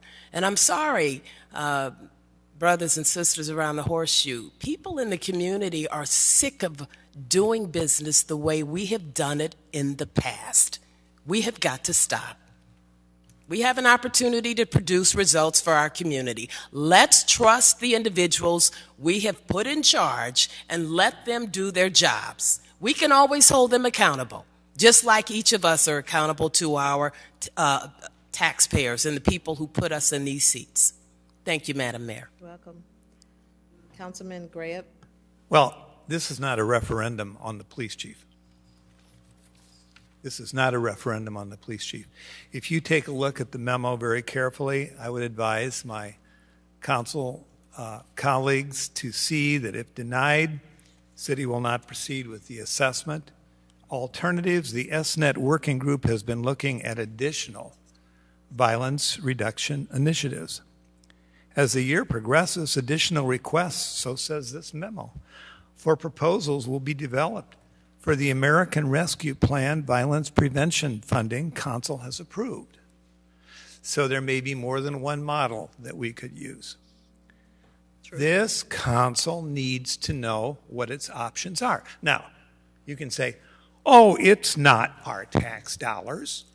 It's American Rescue Plan tax dollars. Last I looked, that the money for the American Rescue Plan comes from the people of Peoria who pay federal taxes. So let's not be cavalier about how we're going to spend money. We want to have the best outcome for the money we spend. We have questions about this program. Why not the respect to give us more information, not only about this one, but about other, as it says in the memo, alternatives, other proposals or templates, grassroots models that could be utilized to help attack the problem of violence. I just don't understand why something that would be of this import and so important to some of you, we wouldn't have had more information on it ahead of time. So I welcome the information that needs to be provided, not only on this model, which I'm uneasy with. No matter what, I may not like this model, but other models that we can use. What is the full range? We're responsible to the taxpayers of models we can use to reduce violence in our community. And if we can't get that information in 2 weeks, maybe we should wait longer, but I would like to think we should have had it already. But we didn't. I would like to be clear on what information you're requesting. Perhaps an email communication can be sent with whatever questions. Well, no, I don't want an email. I'm old-fashioned. I'd like to see a presentation by our police department or its designee on what some of these additional violence reduction initiatives could be at the grassroots level to augment the actions of our Peoria Police Department. Because obviously there's more than one approach. So I'd like to know what all these approaches are. because this is such a big problem for our community, we need to get it right. And getting information to us should not be threatening. It should, if anything, unify us to go forward. I want to provide whatever information you're requesting. I would say that any methodology, any evidence-based program or initiative will require some level of a study, no matter which initiative you go for. It's going to require a study. Well, let's study it. So this is a study about one. It doesn't mean that we have to stop with this one. It doesn't mean that this has to be the only type of violence reduction, violence prevention initiative that Peoria explores or takes on. We're not limited. There's money currently available like there has not been in the past. So we need to spend it wisely. We need to know what our options are. We have. I hope within 2 weeks we can get some more information. That's all I'm saying. Well, I think we need to be clear on what that information is in terms of a request. More information Specifically. about anti-violence initiatives that are working in other cities. More information on this one as it's working in other cities. Instead of this memo that's brought with hardly any explanation for the biggest problem we have in our city, which is crime.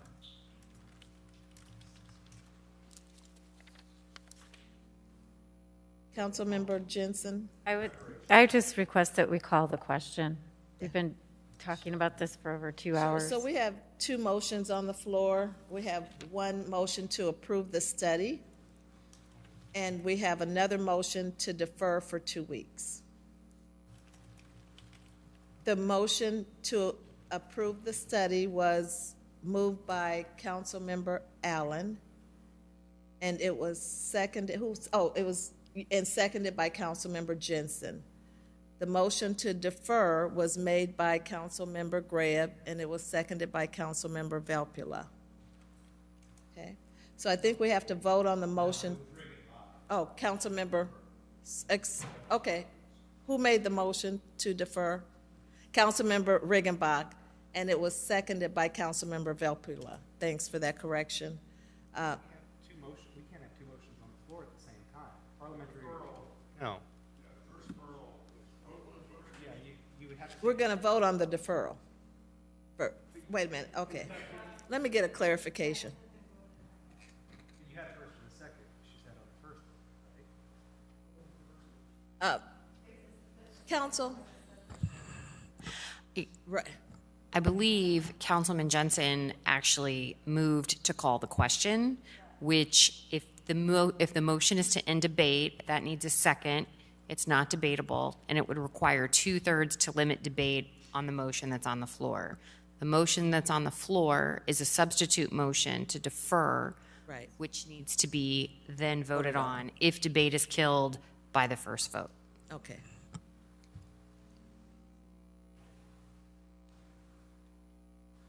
Your motion was to call the question. Okay. Is there a second to call the question? Seconded. We need to vote on calling the question. Okay. Please cast your ballots. The motion is to call the question.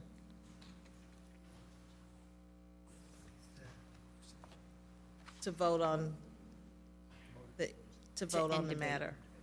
We still need to hear from Councilwoman Jackson and Velpula. Okay. They gotta have 7 to end debate. Okay, motion passes unanimously. Okay. Now we are voting on the motion to defer. Correct? Correct. For clarification, I would suggest that you state whether this is an indefinite deferral or a deferral to a specific time period, because those have different provisions in your rules. I think you asked for 2 weeks, didn't you? Move for 2 weeks. Okay. All right. This is a motion to defer. Please cast your ballots.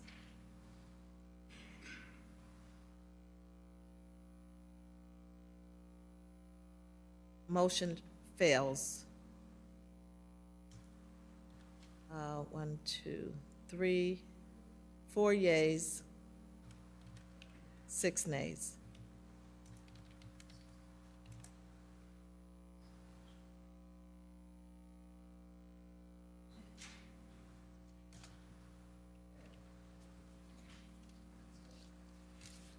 Councilmember Allen?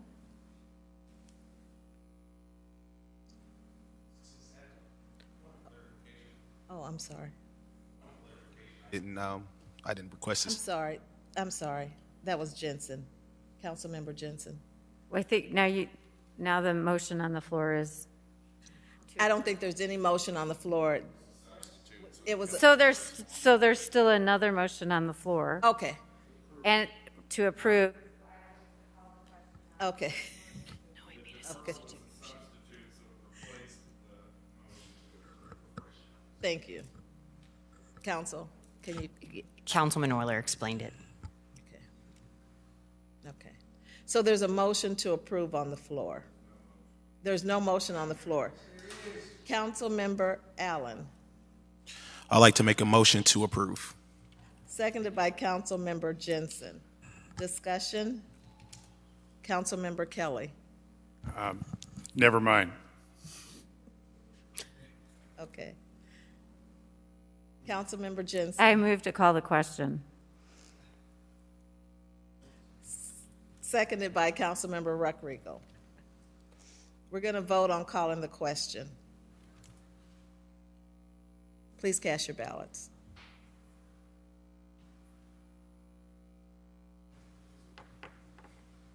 Motion passes unanimously.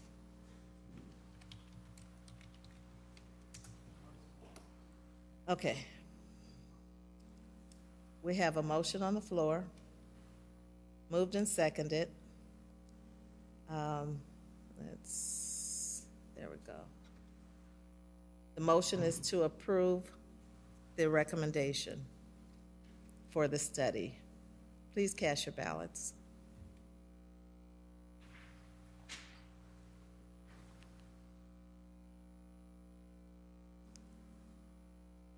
Okay. Motion fails. It's 5-5.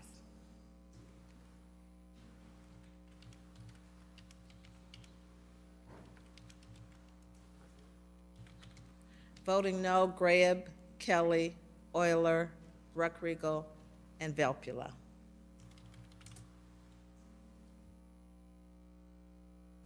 Okay. Madam Clerk, let's move on. We're at item number 22-168, a communication with a request for the following. A, approve an extension to the tree stump removal by size and brush trimming by hourly rates contract with JIMAX for 2022, and to authorize the city manager to execute the extension to increase the original contract in the amount not to exceed $100,000. And B, approve an extension to the emergency tree and brush trimming by hourly rates contract with JIMAX for 2022, and to authorize the city manager to execute the extension to increase the original contract in an amount not to exceed $40,000. Councilmember Kelly. Thank you, Madam Mayor. In the interest of time, I would just like to move to approve item A. Is there a second?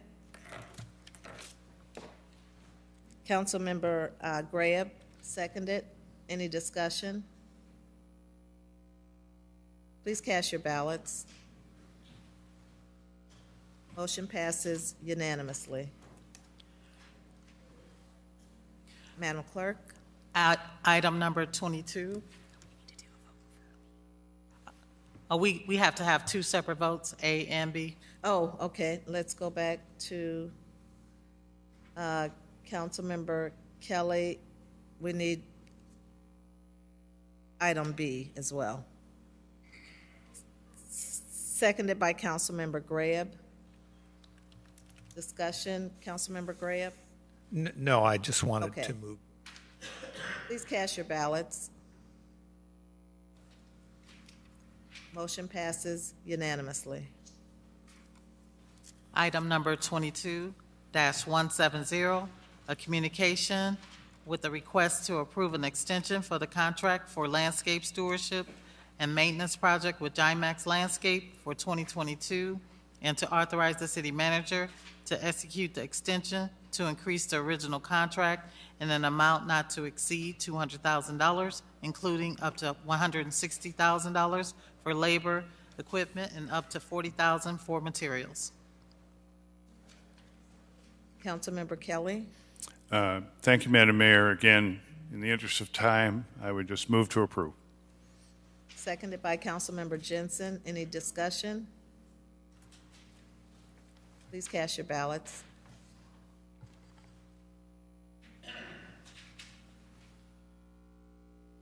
Motion passes unanimously. Item number 22-172, a communication with a request to adopt an ordinance to amend the 2022-2023 biannual budget relating to the use of $131,000 of capital fund balance for the purchase of real estate located at 1203 West Locks Avenue. Councilmember Euler? Thank you, Madam Chairwoman. First of all, I apologize to Councilmember Graham because I normally would have liked to give you a heads up that I was going to pull something in your district, and I dropped the ball because we were discussing other pressing issues.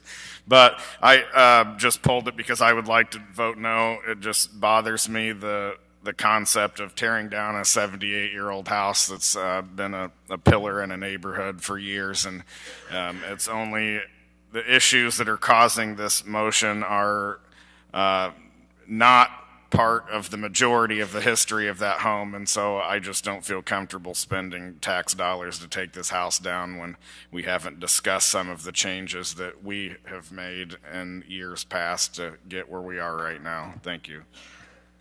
Do you have a motion? No. Is there a motion by somebody to approve this item? Moved by Councilmember Graham, seconded by Councilmember Valpula. Councilmember Graham? I think that you are consistent, Councilor Euler, but we have a senior citizen living in a house that's been hit. Police reports are attached several times in the past almost 2 decades. In order to ensure that that citizen is safe, we would have to build a wall that would create liability problems for the city. If a motorist were to crash into it, hit ice, whatever. It's not something that we do very often. As the manager told us last time, we have a precedent for doing this. And we're not doing this lightly. The person who lives there just doesn't feel safe, and for good reason, and loves the neighborhood and the neighbors. But building a wall, manager, I think we brought that out, creates liability for us if a motorist would crash into it. Esquire Kapuska, could you elaborate a little bit on what that would mean if we erect a wall and people hit the wall? I would prefer to not outline all the liabilities that the city would have if we hit that law, if someone hit that wall. But I think that, as the city manager expressed, the city did have a pattern in the past of acquiring properties where there were safety concerns so that we could ensure that the roadway and the right-of-ways were properly designed for those purposes. Thank you.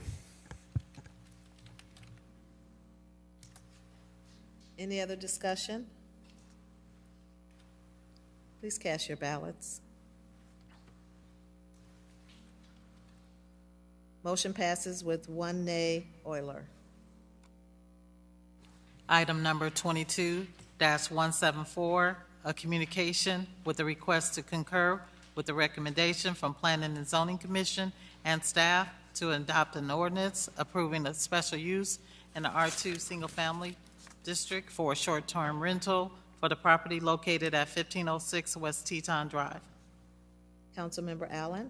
Thank you, Madam Mayor. Just for the record, this submission is actually in the new District 4 map and not District 5, so we can have that reflected in the minutes just so that's accurately represented.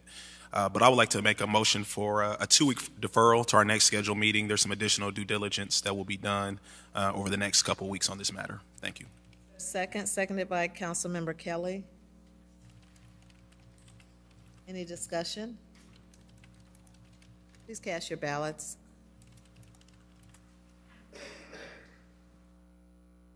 Motion passes unanimously. Item number 22-175, a communication with the request to concur with the recommendation from the Planning and Zoning Commission and staff to adopt an ordinance approving a special use in the R4 Single Family Residential District for a short-term rental for the property located at 1709 West Sherman Avenue. Councilmember Jensen. Thank you, Madam Mayor. Due to a couple of issues that have arisen, Director Doolin asked that I request to defer this for 2 weeks. Seconded by, did you move? Is that? Oh, so I moved to defer for 2 Okay, weeks. seconded by Councilmember Rodrigo. Any discussion? Please cast your ballots. Motion passes unanimously. Madam Clerk? We are now at regular business. Item number 22-177, a communication with a request to receive and file a presentation on the municipal aggregation program and the current state of electricity market by representatives of Good Energy. Manager? Thank you, Madam Mayor. Yes, good evening. We have with us this evening Charles DeCastaja, Tom Lay, and Jared McMorris from Good Energy. And as you know, we have a municipal aggregation program where we buy electricity for over 38,000 households and small businesses in Peoria. And with recent developments in the electricity market, we're anticipating some significant increases in electricity costs. So we thought it would be a good idea to have our consultants that work with us that help us to secure our contracts for our residents and our small businesses to come and talk with us this evening. So what I'd like to do is ask Charles to come to Mr. DeCastaja to come to the microphone and be able to the podium and be able to just share a little bit of information with you all. Good evening, Madam Mayor, Good distinguished evening. members of the council. Charles DeCastaja, managing partner of Good Energy. There's Jared McMorris, our regional director here in Peoria, and Tom Lay, our head of Midwest Markets. The city of Peoria is in a local buying group that consists of 41 communities, pretty much all of them in Peoria County, Tazewell County, all of Mason County, Marshall County, Stark County, and various communities in McLean. And this is a group that has been buying in aggregate with bulk buying power for just over 10 years when we first put this group together. We are in extraordinary inflationary times, as we all know right now. Everything that you know from a commodity, from the gasoline that you're buying, food, everything else. Well, we were going to purchase for the group on the Monday after Easter, Easter Monday, which just happened to be the same day that the utility, Ameren, was purchasing. And on that day, it was the highest market in 15 years. So the utility purchased and we deferred. And we deferred and waited. We waited later that week on Thursday. We reconvened the 41 communities to purchase together in bulk. And at that time, the market had not come down significantly enough.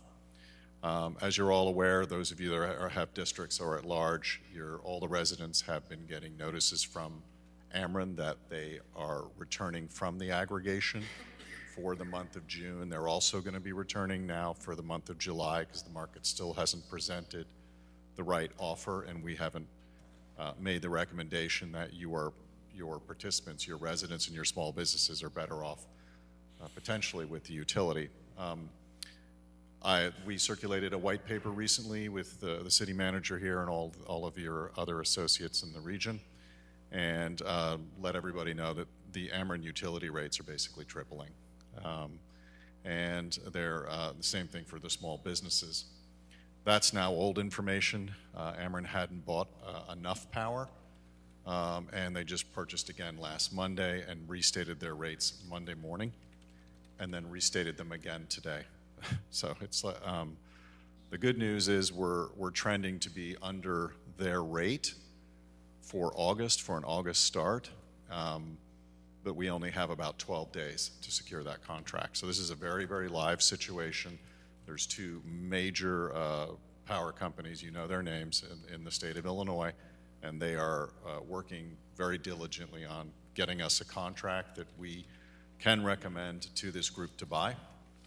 If we do not get a rate that we feel is going to provide a better solution than staying with Ameren, the utility, we will be recommending that all of the residential accounts in Peoria and small businesses that have been in this program for over 10 years, and over 92% of them are in it, we're going to recommend that they return for 10 months, because by utility stay rules, if you do not secure another alternative retail electric supply contract within 2 months of coming off, you have to stay for 10 months.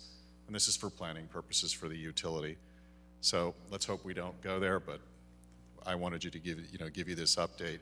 And this isn't just the aggregation program. Let me be very frank. These utility rates are going to hit all of the large businesses in this region, everything in southern Illinois.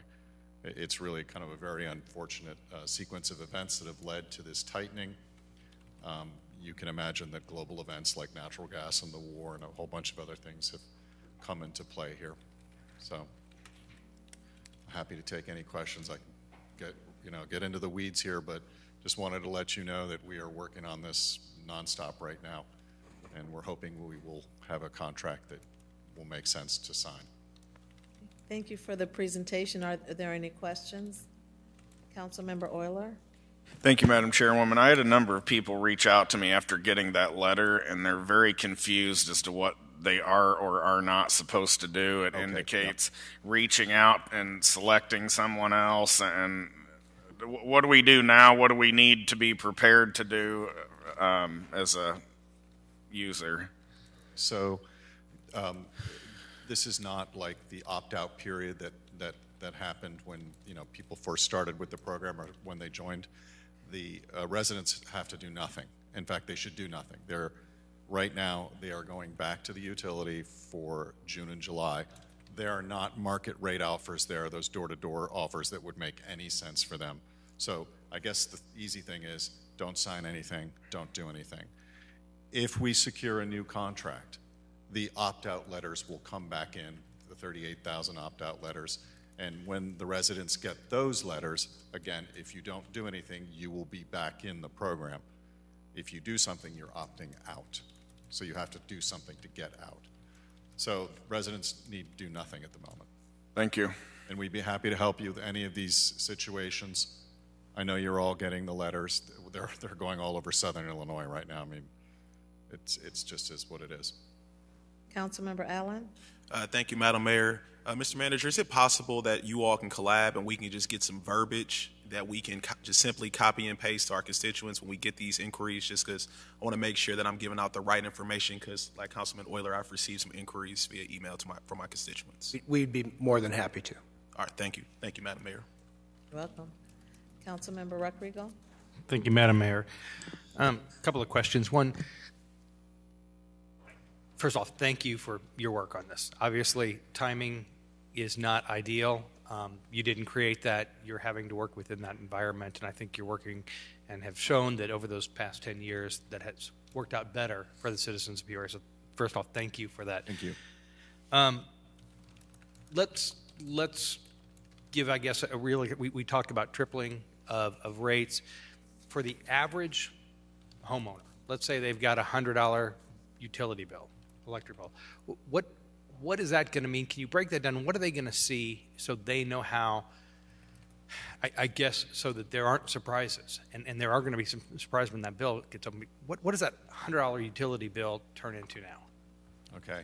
So basically, 50% of the charges are the non-supply charges. Those are the local distribution charges. That's how the utility gets paid for its services.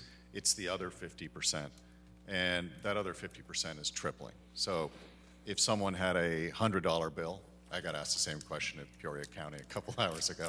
If somebody had a $100 bill and $50, this is all very rough because people use power less or more, everybody's a different size user.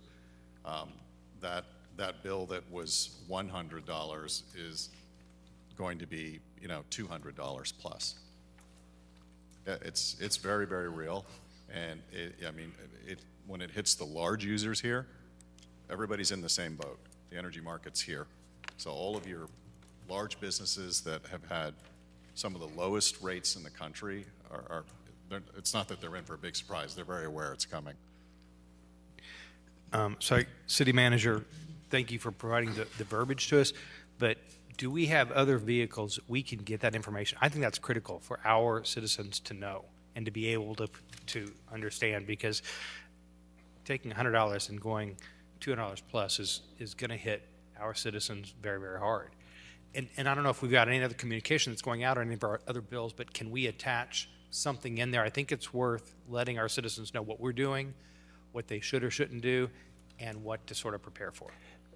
We have done some initial press releases on this. We've done 2 already. We'll continue to do more. We'll continue to utilize social media, and if we can look at inserts in some of our utility bills, for example, we'll do that as well. So we can look at that over the next several months. It's going to be the sticker shock is going to hit here with the next coming bills that come through. So I think that's where it's. So for the vast majority of people, like I don't open my cable bill where I live. When that bill arrives, it'll be mid-July, right? It'll be for the new June usage. So that's the first time that, and we have plenty of resources. We provide lots of white papers. Jared's right here. He lives right here. He can meet with every one of you individually, take your questions. We provided information for joint press releases for the county over in Tazewell County, the city. The newspapers are covering it. I'm attuned to it because I see it, but yeah. So two additional questions. One, is the same rate then going to apply to our small businesses that are in the program? Yes, but they're very small businesses. They're businesses that don't exceed 15,000 kilowatt hours a year. Now, the next level up, which is not in this program, they're going even higher, just to give you an idea. And then, I guess the last question, for those that are on a flat pay system, what are they going to see? Are they going to be surprised in that July period too, and all of a sudden their rate goes up? Are they going to be at 12 months and have a level huge billing bill? or budget assistance? Yeah, budget billing, council member, that gets set each year as a baseline based upon the rate, so it will be reset by the utility, but the previous resets that participants have experienced have been small increments, but it's much bigger. And there's been some press about this that we've seen, and we've put some things together to support the city manager's office, but I think largely the constituents are unaware, and so most of the documents we've prepared have been somewhat technical and detailed. I think that I will prepare and send to the city manager's office a 1 or 2 line that each of you and others can use, and if it becomes more involved, we'll definitely support the city manager. Thank you very much, because we have some citizens who are unaware. We have a lot of them who are confused because they're getting this thinking, yes. And so any help you can give us. And I guess my last question is for city manager. There's some rumors out there within the communities of rolling blackouts. Are any of those being discussed by Ameren or by anybody at this point? I'll turn back over to Mr. DeCastro to talk about that. I think one of the points in the auction was supply, and I think that the concern about the supply that we have in the Midwest. But so the ICC is having a workshop on this because it's being discussed. But for the longest time, Ameren and Southern Illinois had an abundance of power, right? And in fact, there was so much generation that rates were always kept so low here. Over the last couple years, we've obviously, as a region and a country, been in a transition from base load, older fossil fuel generation to renewables and more intermittency. And, that transition has been happening. There are a lot of things that came before, which are, let's call it our world, commodities war at this point, right? And one of them was that we had supply chain issues for renewable development, and a lot of those kind of fell behind schedule. And so now we've gotten caught in this region in a perfect situation where you can't turn around the plants that are already decommissioned to certain levels fast enough. You can't have development fast enough. And so, but the market always finds itself. And if this market is going to pay so much for generation, other generation sources that are outside of this grid are allowed to be imported into it, even PJM, which is where Chicago is, and the other big power plants up there. So this is a really high moment in the market and not a time to buy long. Thank you.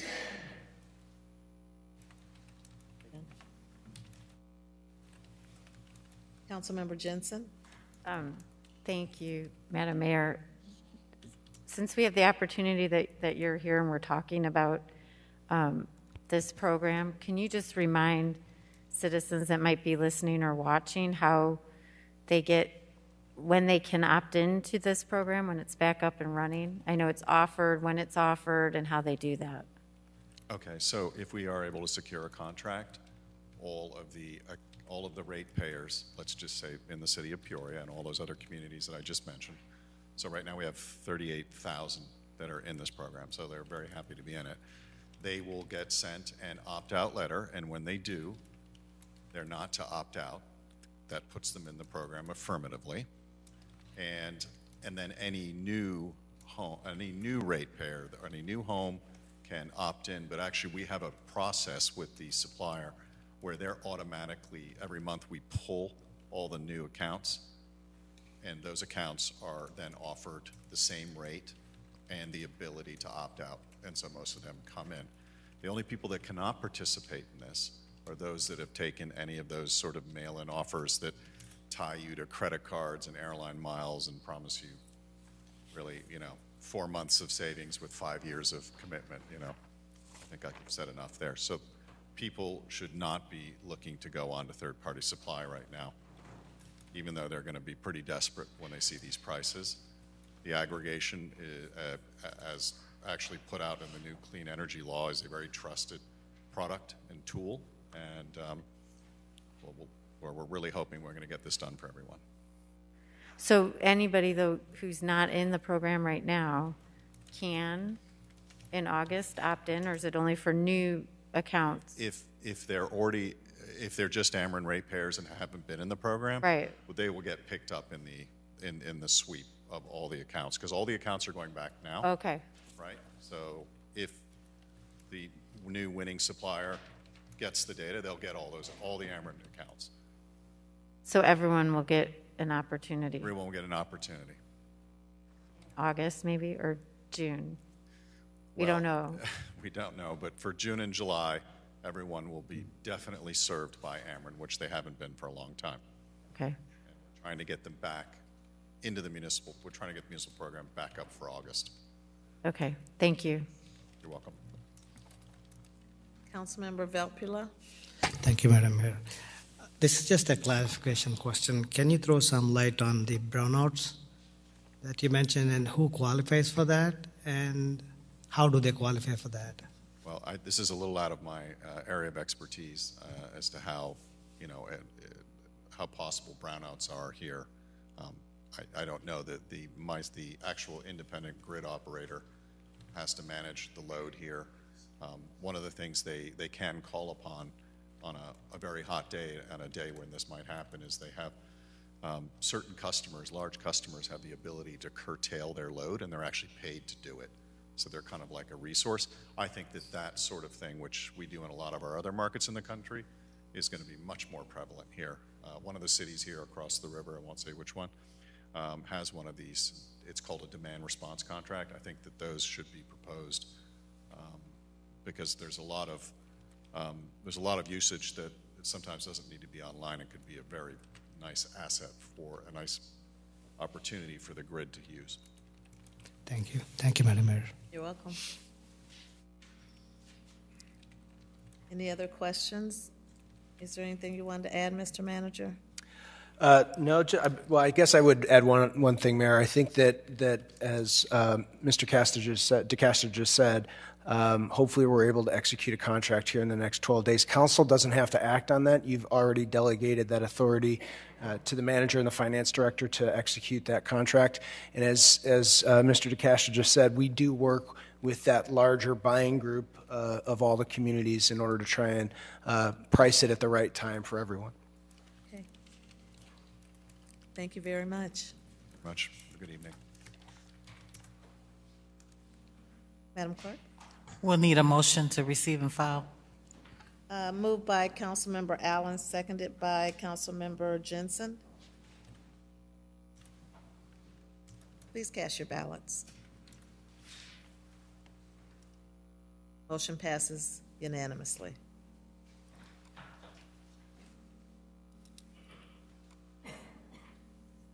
Item number 22-178, a communication with the request to approve the low bid of Stark Excavating in the amount of $248,719 and award the contract for the Peoria Semantle Property Park Area Development Project with an additional authorization of $24,871.90 for contingencies for a total contract authorization of $273,590.90. Councilmember Riggenbach? Thank you, Madam Mayor.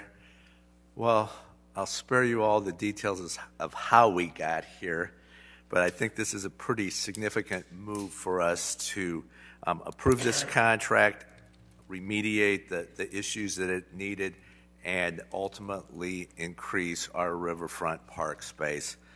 I spoke with the manager earlier this week about the plan that was put together back in 2015 for this. Clearly, a lot of the world's a different place, so that we'll want to revisit that. But I would be happy to move for approval of this to get that project started and increase the recreation opportunities for our citizens along the riverfront. Move for approval. Seconded by Councilmember Graham. Discussion. Please cast your ballots. Motion passes unanimously. Madam Clerk? Item number 22-179, a communication with a request to approve a loan from the city's revolving loan funds to Sadir and Rajani Saja of Pringle Technologies in the amount of $350,000, and to authorize the city manager to execute the necessary documents.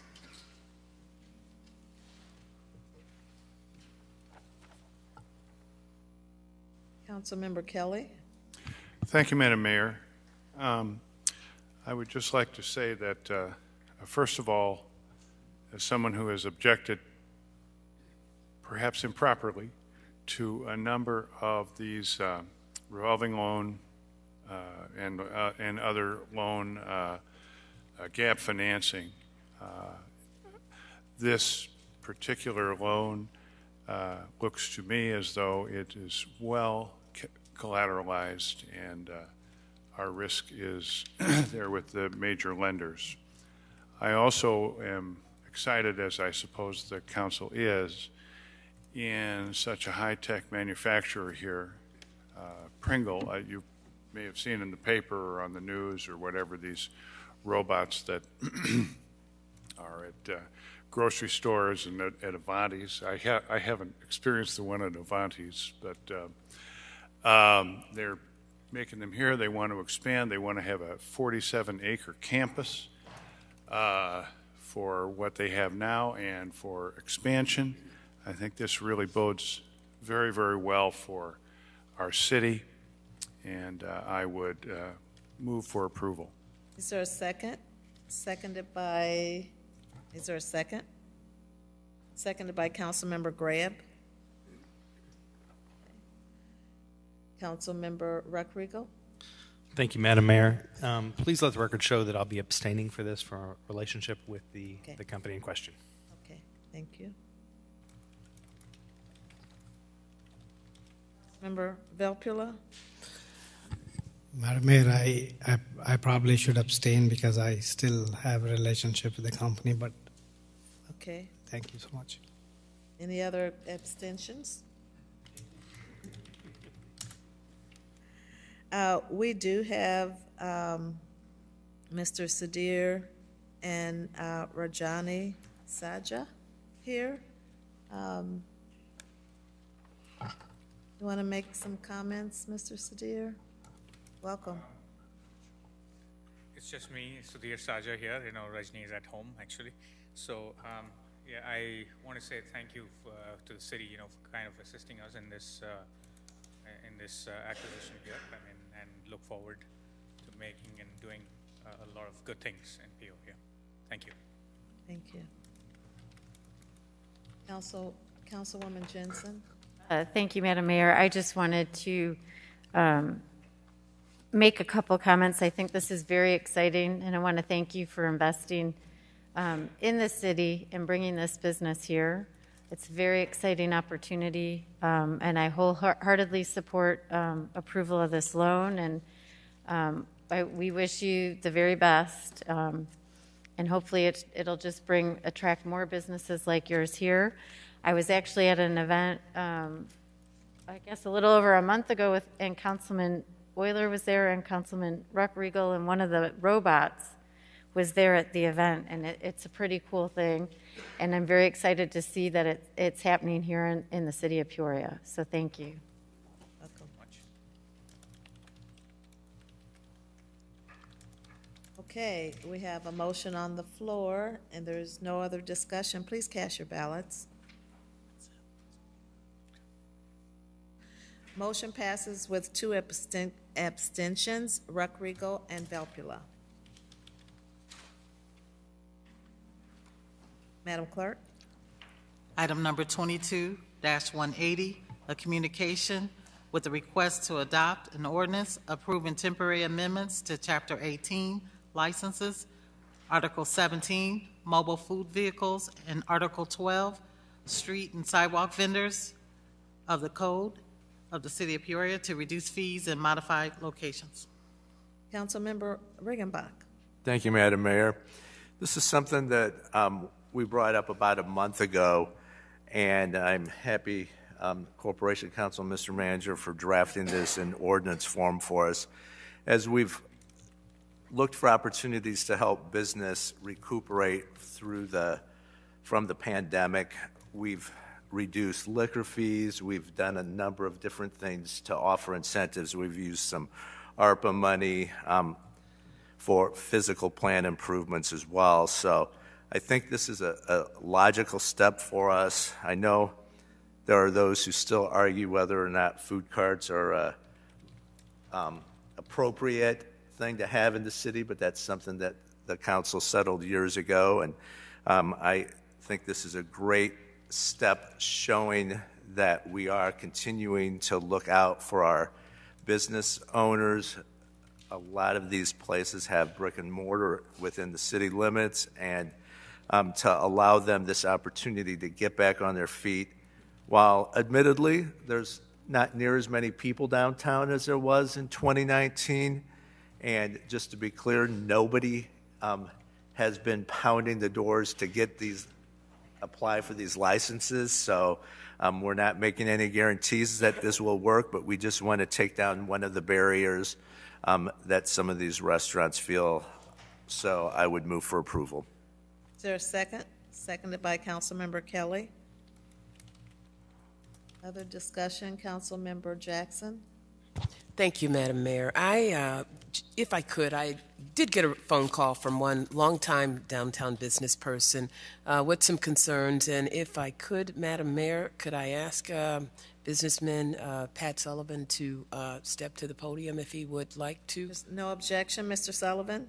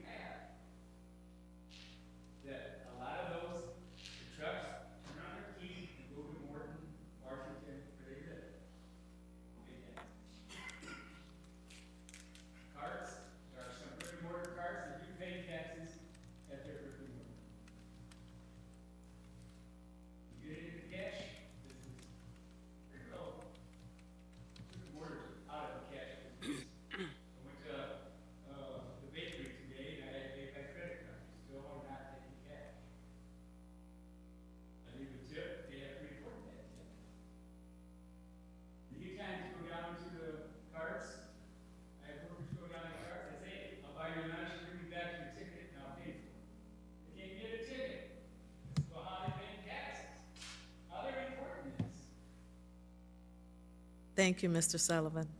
Thank you. Thank you.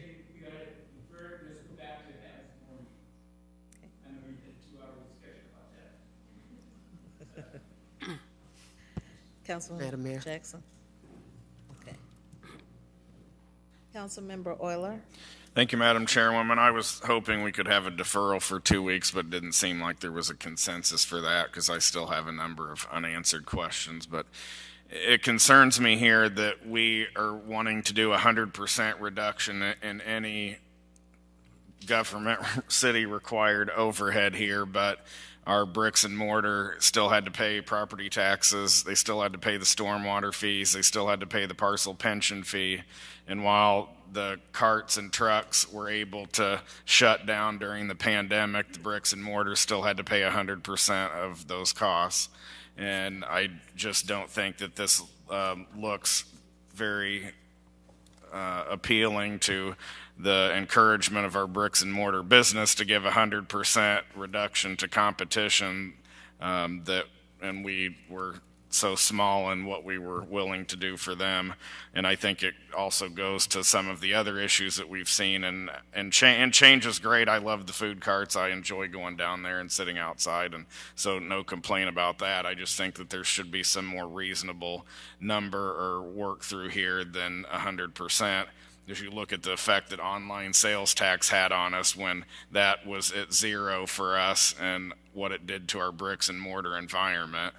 And you can see other examples of that in our community, like hotel motel tax when Airbnb started and we weren't collecting anything from that, and the staggering effect that zero had. And this is, to me, a similar situation where you're encouraging not having to pay into the system while hurting those that bear the significant burden of paying our community's bills. Thank you. Welcome. Any other council member Ruckriegel? Thank you, Madam Mayor. And I know this is always a highly debated topic, being around this council for a number of years and also seeing this from before. I hope we're not going to do this again, because we're pitting bricks and mortar against our push carts, against our food trucks. And you know what? City manager, do they pay sales tax?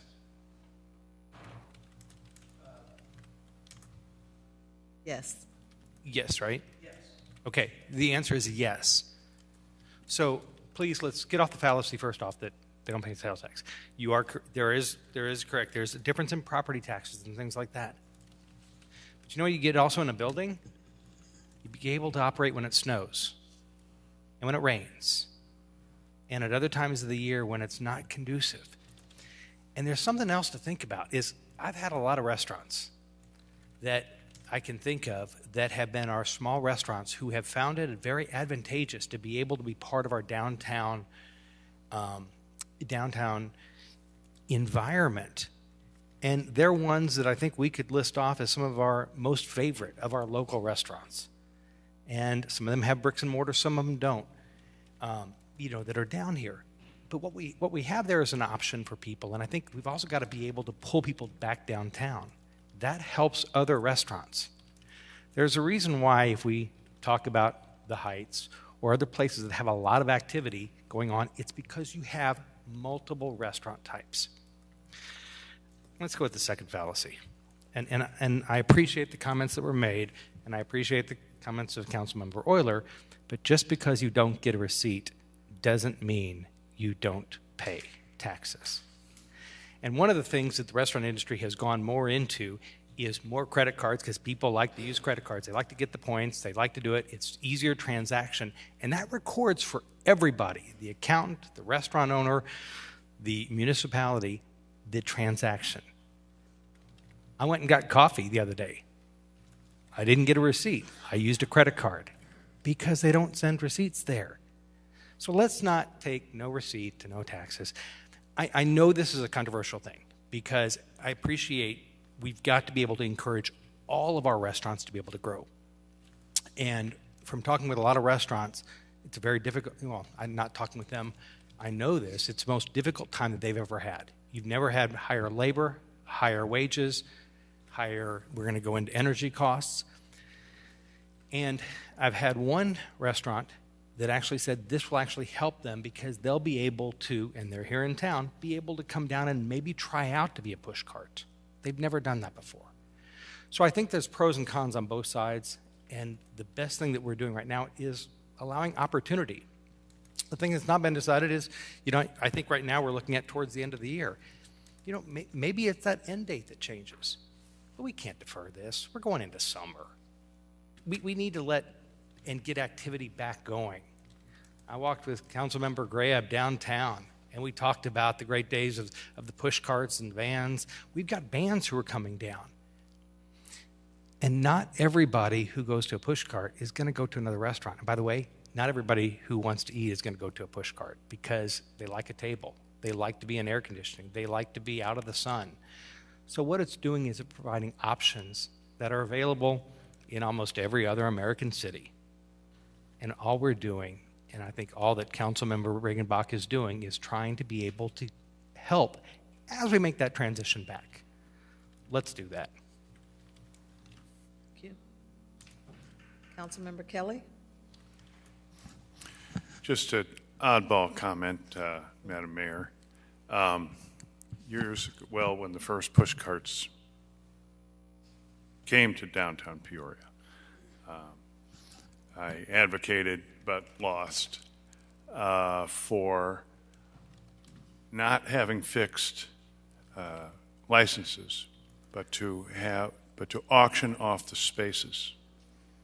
The people of our community give those spaces value, and there was a big discussion about how much to charge back then. In a very small, very large, et cetera. And I said, look, let's just auction them off and see what happens. And if we're going to go to zero right now, which I think is fine, when we reinstate these, we might consider auctioning to find out what they're really worth. And when that happens, I think you maximize the practical amount of income that you can get, and you maximize the quality and the marketing and everything else of those push carts. So, thank you, Madam Mayor. Thank you. I don't think that's oddball. Good. Who said that? Then you are. We have a motion on the floor and a second to approve this item. There's no more discussion. Please cast your ballots.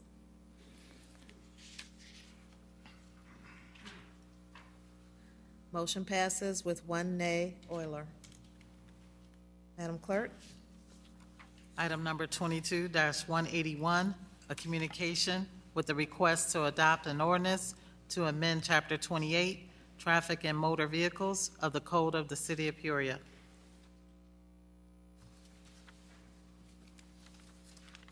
Manager? Maybe if I could ask our interim corporation counsel to just outline the changes in the ordinance. Thank you. Thank you, Madam Mayor. It's getting late, so briefly, the ordinance before you has two effects to it. One, it would make it unlawful for the occupant of a motor vehicle to engage in any sort of physical interaction with the pedestrian, including but not limited to the transfer of products, goods, or materials while the vehicle is not legally parked and on a traveled portion of a roadway. Doesn't mean those activities can't occur. It does mean, however, it can't occur in a turn lane or in a lane that should be moving.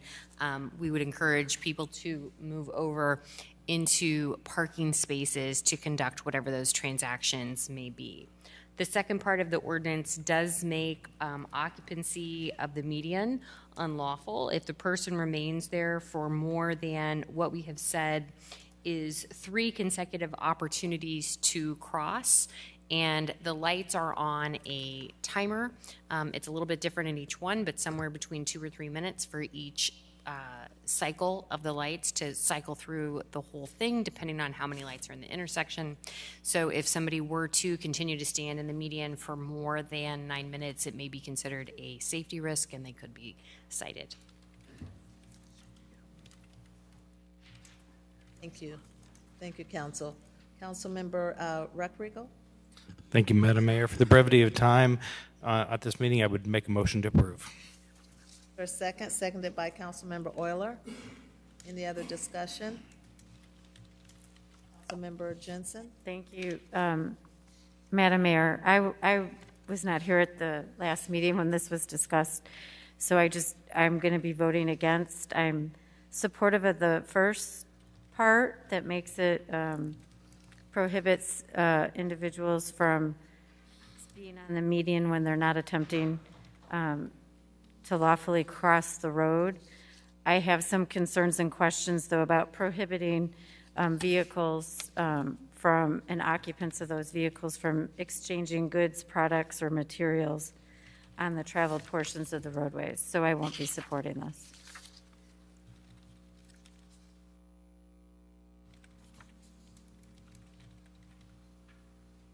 Any other discussion? Please cast your ballots. Motion passes with 1 nay. Jensen. Madam Clerk? Item number 22-182, a communication with a request to concur with the recommendation from the Planning and Zoning Commission and staff to adopt an ordinance approving a special use in the R4 Single Family Residential District for an assisted living facility for the property located at 1621 North Missouri. You have a handout on your desk with the revised ordinance and site plan. And you also have a handout from Danielle Sands regarding National Youth Advocate Program. Okay. Councilmember Riggenbach? Thank you, Madam Mayor. This is giving us the opportunity to put into action some of the things we talk about oftentimes. Councilman Grabe is such a great champion for the need for more mental health opportunities and availability in our community, and I think this is really, if you look at this and just reading an assisted living facility, it doesn't really capture what this is.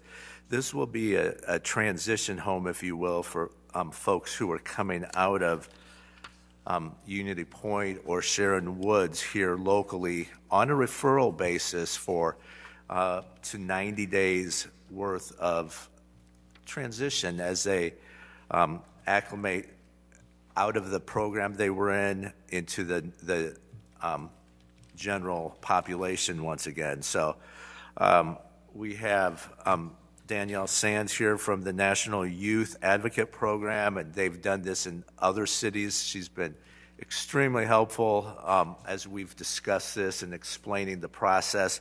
Like I say, it is on a referral basis, and there will be a maximum of 3 residents, and there will also be 24/7 supervision at the property. Currently, this property is owned by Jessica Ball and her husband, Justin, and the special use will terminate, though, if they would sell the property, much like we do with short-term rentals. So I think this is a real win for the Peoria community. The program is exciting for us to be able to wrap our arms around and embrace, and I would move for the approval. Is there a second? Seconded by Councilmember Kelly. Any other discussion? Please cast your ballots. Motion passes unanimously.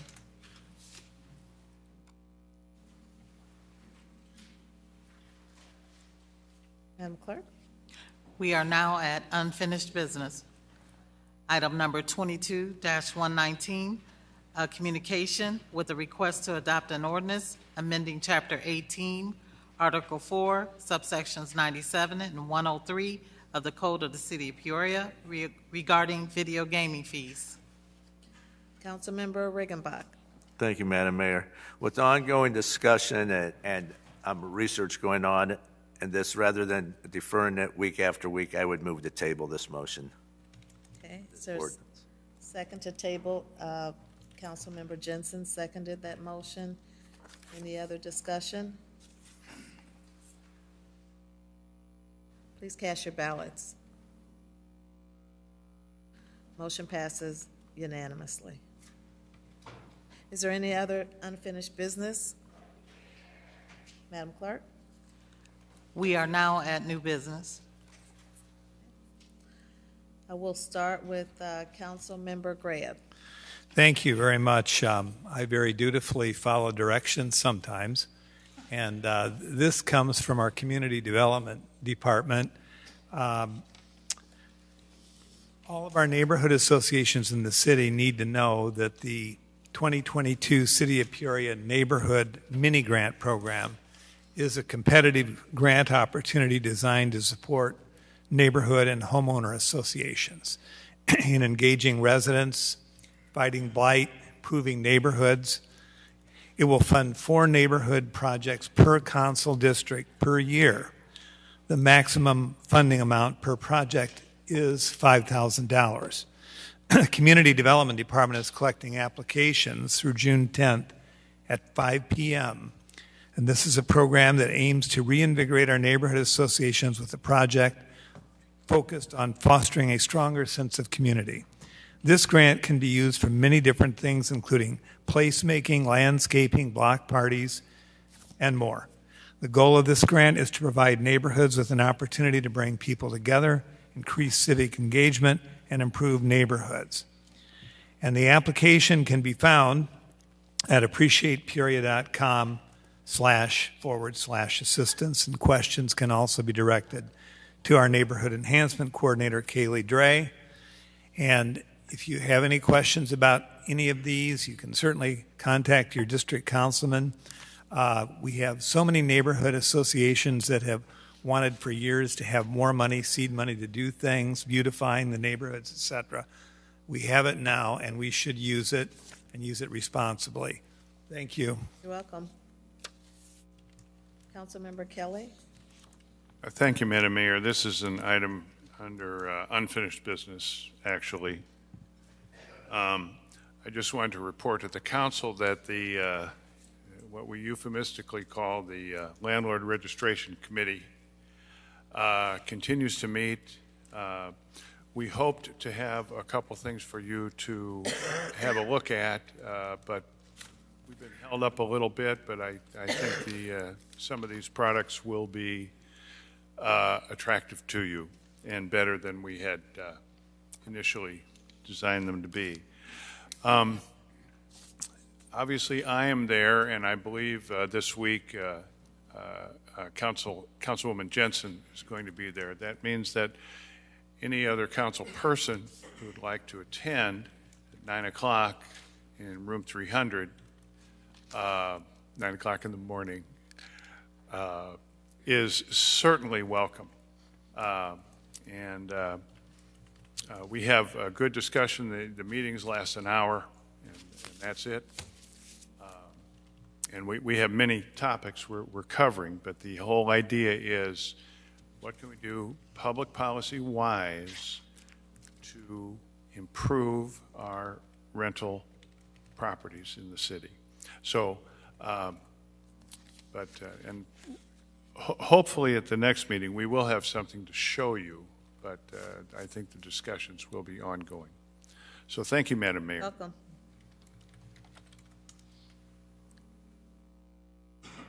Councilmember Jackson? Thank you, Madam Mayor. I was just wondering if I could get the fire chief to come in and give us an update at the situation at the old ADM building. I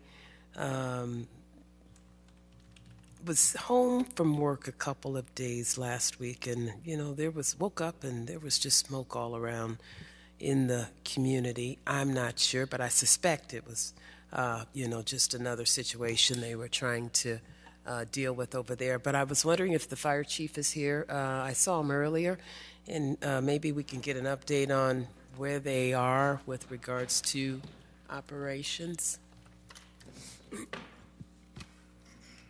Sullenberger. Good to see you. Good evening. We've been down at Peoria since Wednesday, May 11th. We've tried to keep everybody up to speed in regards to the updates. It's been a very fluid situation. I've been in constant communication with the city manager and been trying to reach out to council people as much as humanly possible. Where we're at right now is Sunday, Silo 74 came down. I think most of the people got that update. And where we're at right now is Silo 75, which is where the blast actually occurred and has the most product that's sitting there. We're working with Peoria and working with Allied Technologies is still on the scene, still working with Alpine Demolition Services and trying to mitigate that silo. And then Silo 73, which is leaning up against the head house, is still a major concern down there. So we'll still have a fire department presence down there until those two silos are rectified and we feel like it's safe for the community. Thank you, Chief. Thanks for asking for that update. Thank you. Appreciate it. Councilmember Velpula. Madam Mayor, I wanted to invite everybody for a show that is done by Indian community at ICC Performing Arts. That is to benefit EPIC, and the dates are June 11th and 12th at 4 to 6 p.m. So this is something they've been doing for quite some time, and this time they choose the EPIC as the recipient of the funds. Thank you. Okay, thank you. Councilmember Jensen. Thank you, Madam Mayor. I've got a couple new business items and an old business. First, I just wanted to make a comment and commend, I don't know if it's the Park District or the city, who recently did the plantings in front of City Hall and then throughout the city and some of the pots, like at Columbia Terrace and University and Main and Sheridan. They've all been done in the last few days, and I've noticed them, and they look fabulous. That would be the city. So I just wanted to commend the staff for doing that, and they look fantastic, so thank you. And then I did have an item of new business. I saw this week the Justice Department has directed new rules with regards to policing for federal agents and officers. So I just wondered at some point, could we get a report back on how and if that will impact the city policing? It just came out this week, I think on Monday. And then I had a sort of an old business question. I've had constituents, citizens ask about the rules with regards to delivering liquor. I know some of the rules were changed during the pandemic, but questions have come up why some businesses like UFS can deliver liquor when it's ordered online to homes, but other businesses like Binny's or Friar Tuck, they've been told that they can't do that. It may have to do with their liquor license, and they have questions about how they can get a license to do that. I don't know if you can answer that. Report back on that. Unless she's ready Or are to you ready answer to it quickly. We'll be happy to provide a report back on that. Some of it depends on if it's an online order, if it's an over-the-phone order, and then the rules were changed by the Illinois Liquor Commission during the pandemic. So let us take a look, and we'll provide that information. Luckily, we have Clerk Bonds here who can help us push all that information out to the liquor holders for their knowledge too. Okay, thank you. Councilmember Rodrigo. Thank you, Madam Mayor. Two quick items. First one is I think there's been some conversation, some news stories about the fact that it looks like that Illinois may have been undercounted during the census. I've been getting some questions about what does that mean for Peoria. Really that so far has sort of at the state level. What it means locally, we're going to find out, so I'll put to be continued on there. But it looks like that there may have been some undercounting in the state there. So yes, 2%. It's significant. And so we will, as we find out more information, bring that forward. Okay, thank you. The second part is, and it's something that hopefully will help bring our city together, I think, for a very important day. But I think it also goes back to exactly what we did here tonight. We had some great conversations We had some very good debates, and we had some very good discussion. And when we leave out of that door, we're all going to be able to be friends, be neighbors, be citizens of the great city of Peoria. And the only way that we're able to do that is for those that have given us that freedom to be able to do that, and who also give to all of our citizens the freedoms that we enjoy as a community and as a nation each and every day. On Monday, Memorial Day, after 2 years of being virtual, and I know that a lot of our citizens have missed it, we will be having our Memorial Day Remembrance Ceremony back down to the Gateway Building. It will be Memorial Day, start at 10:30 to 11, and we've got the Peoria Municipal Band, who does a wonderful, wonderful selection of songs. Lee Wanger will be singing, and please come down and be able to catch that part, because that is so important in our whole remembrance piece as well. And at 11 o'clock, our ceremony will start. We'd like to be able to make sure that everybody comes down. Let's keep why this weekend is so important and why we're able to really be able to enjoy the lives that we all do to those that we've lost. So invite the public, and we will be spacing out the chairs significantly with extra space in there as well. So just hope that everybody can join us. Thank you. Thank you.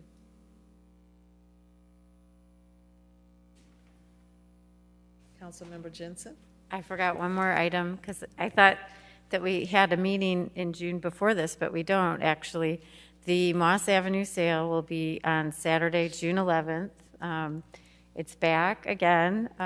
We're back to our regular day, the second Saturday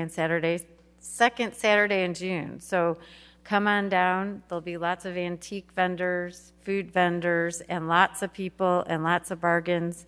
I hope it'll be a beautiful day, and I hope to see you all there. Thanks. Okay. Madam Clerk? We are at citizens' opportunity to address the city council, and we did receive one comment card. Okay, Mr. Burnside? This time you get 5 minutes. Just briefly, as Take I your was time. thinking about some things that I was saying earlier, I was mentioning a few names of some guys like Eddie Bocanegra, who came from Ready, out of an organization out of Chicago. He was handpicked by President Biden to lead the DOJ with the violence prevention in Washington, D.C. Mr. Christopher Patterson, he ran a program in Chicago. It was called You Can. I think he was a part of Ready organization as well. He was handpicked by Governor Pritzker. A couple other guys I know, Mr. Teal Hardeman, he ran for governor probably 8-10 years ago. He was identified as Mr. Ceasefire. He ran the Ceasefire program years ago out of Chicago. But my thing I want to say, probably more than anything, it wasn't their credentials, it wasn't the masters, the bachelors, or the doctors that got them in there. It was much like myself. It was their lived experience that got them over that hump. Those were the guys who they called upon, much like myself in the community, to defuse situations, to de-escalate situations, to mediate conflicts with certain groups in the community. So it's guys like us that can speak a foreign language that many of you don't know. And we just more like interpreters. We know these guys. We can relate to them. We know them. They understand us. You know, it's about relationships. Relationships is the new currency. And I just want to leave you all with that. Thank you, Mr. Burnside. Where are we at, Madam Clerk? Madam Mayor, we are now at adjournment. Can I get a motion to adjourn? Moved by Councilmember Allen, seconded by Councilmember Ruckriegel. Please cast your ballots.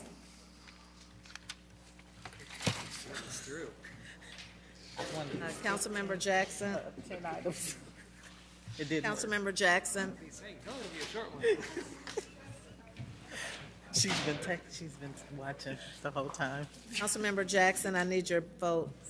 Thank you so much. Okay, we're adjourned. Thank you for your service. I know it is cold. It's amazing.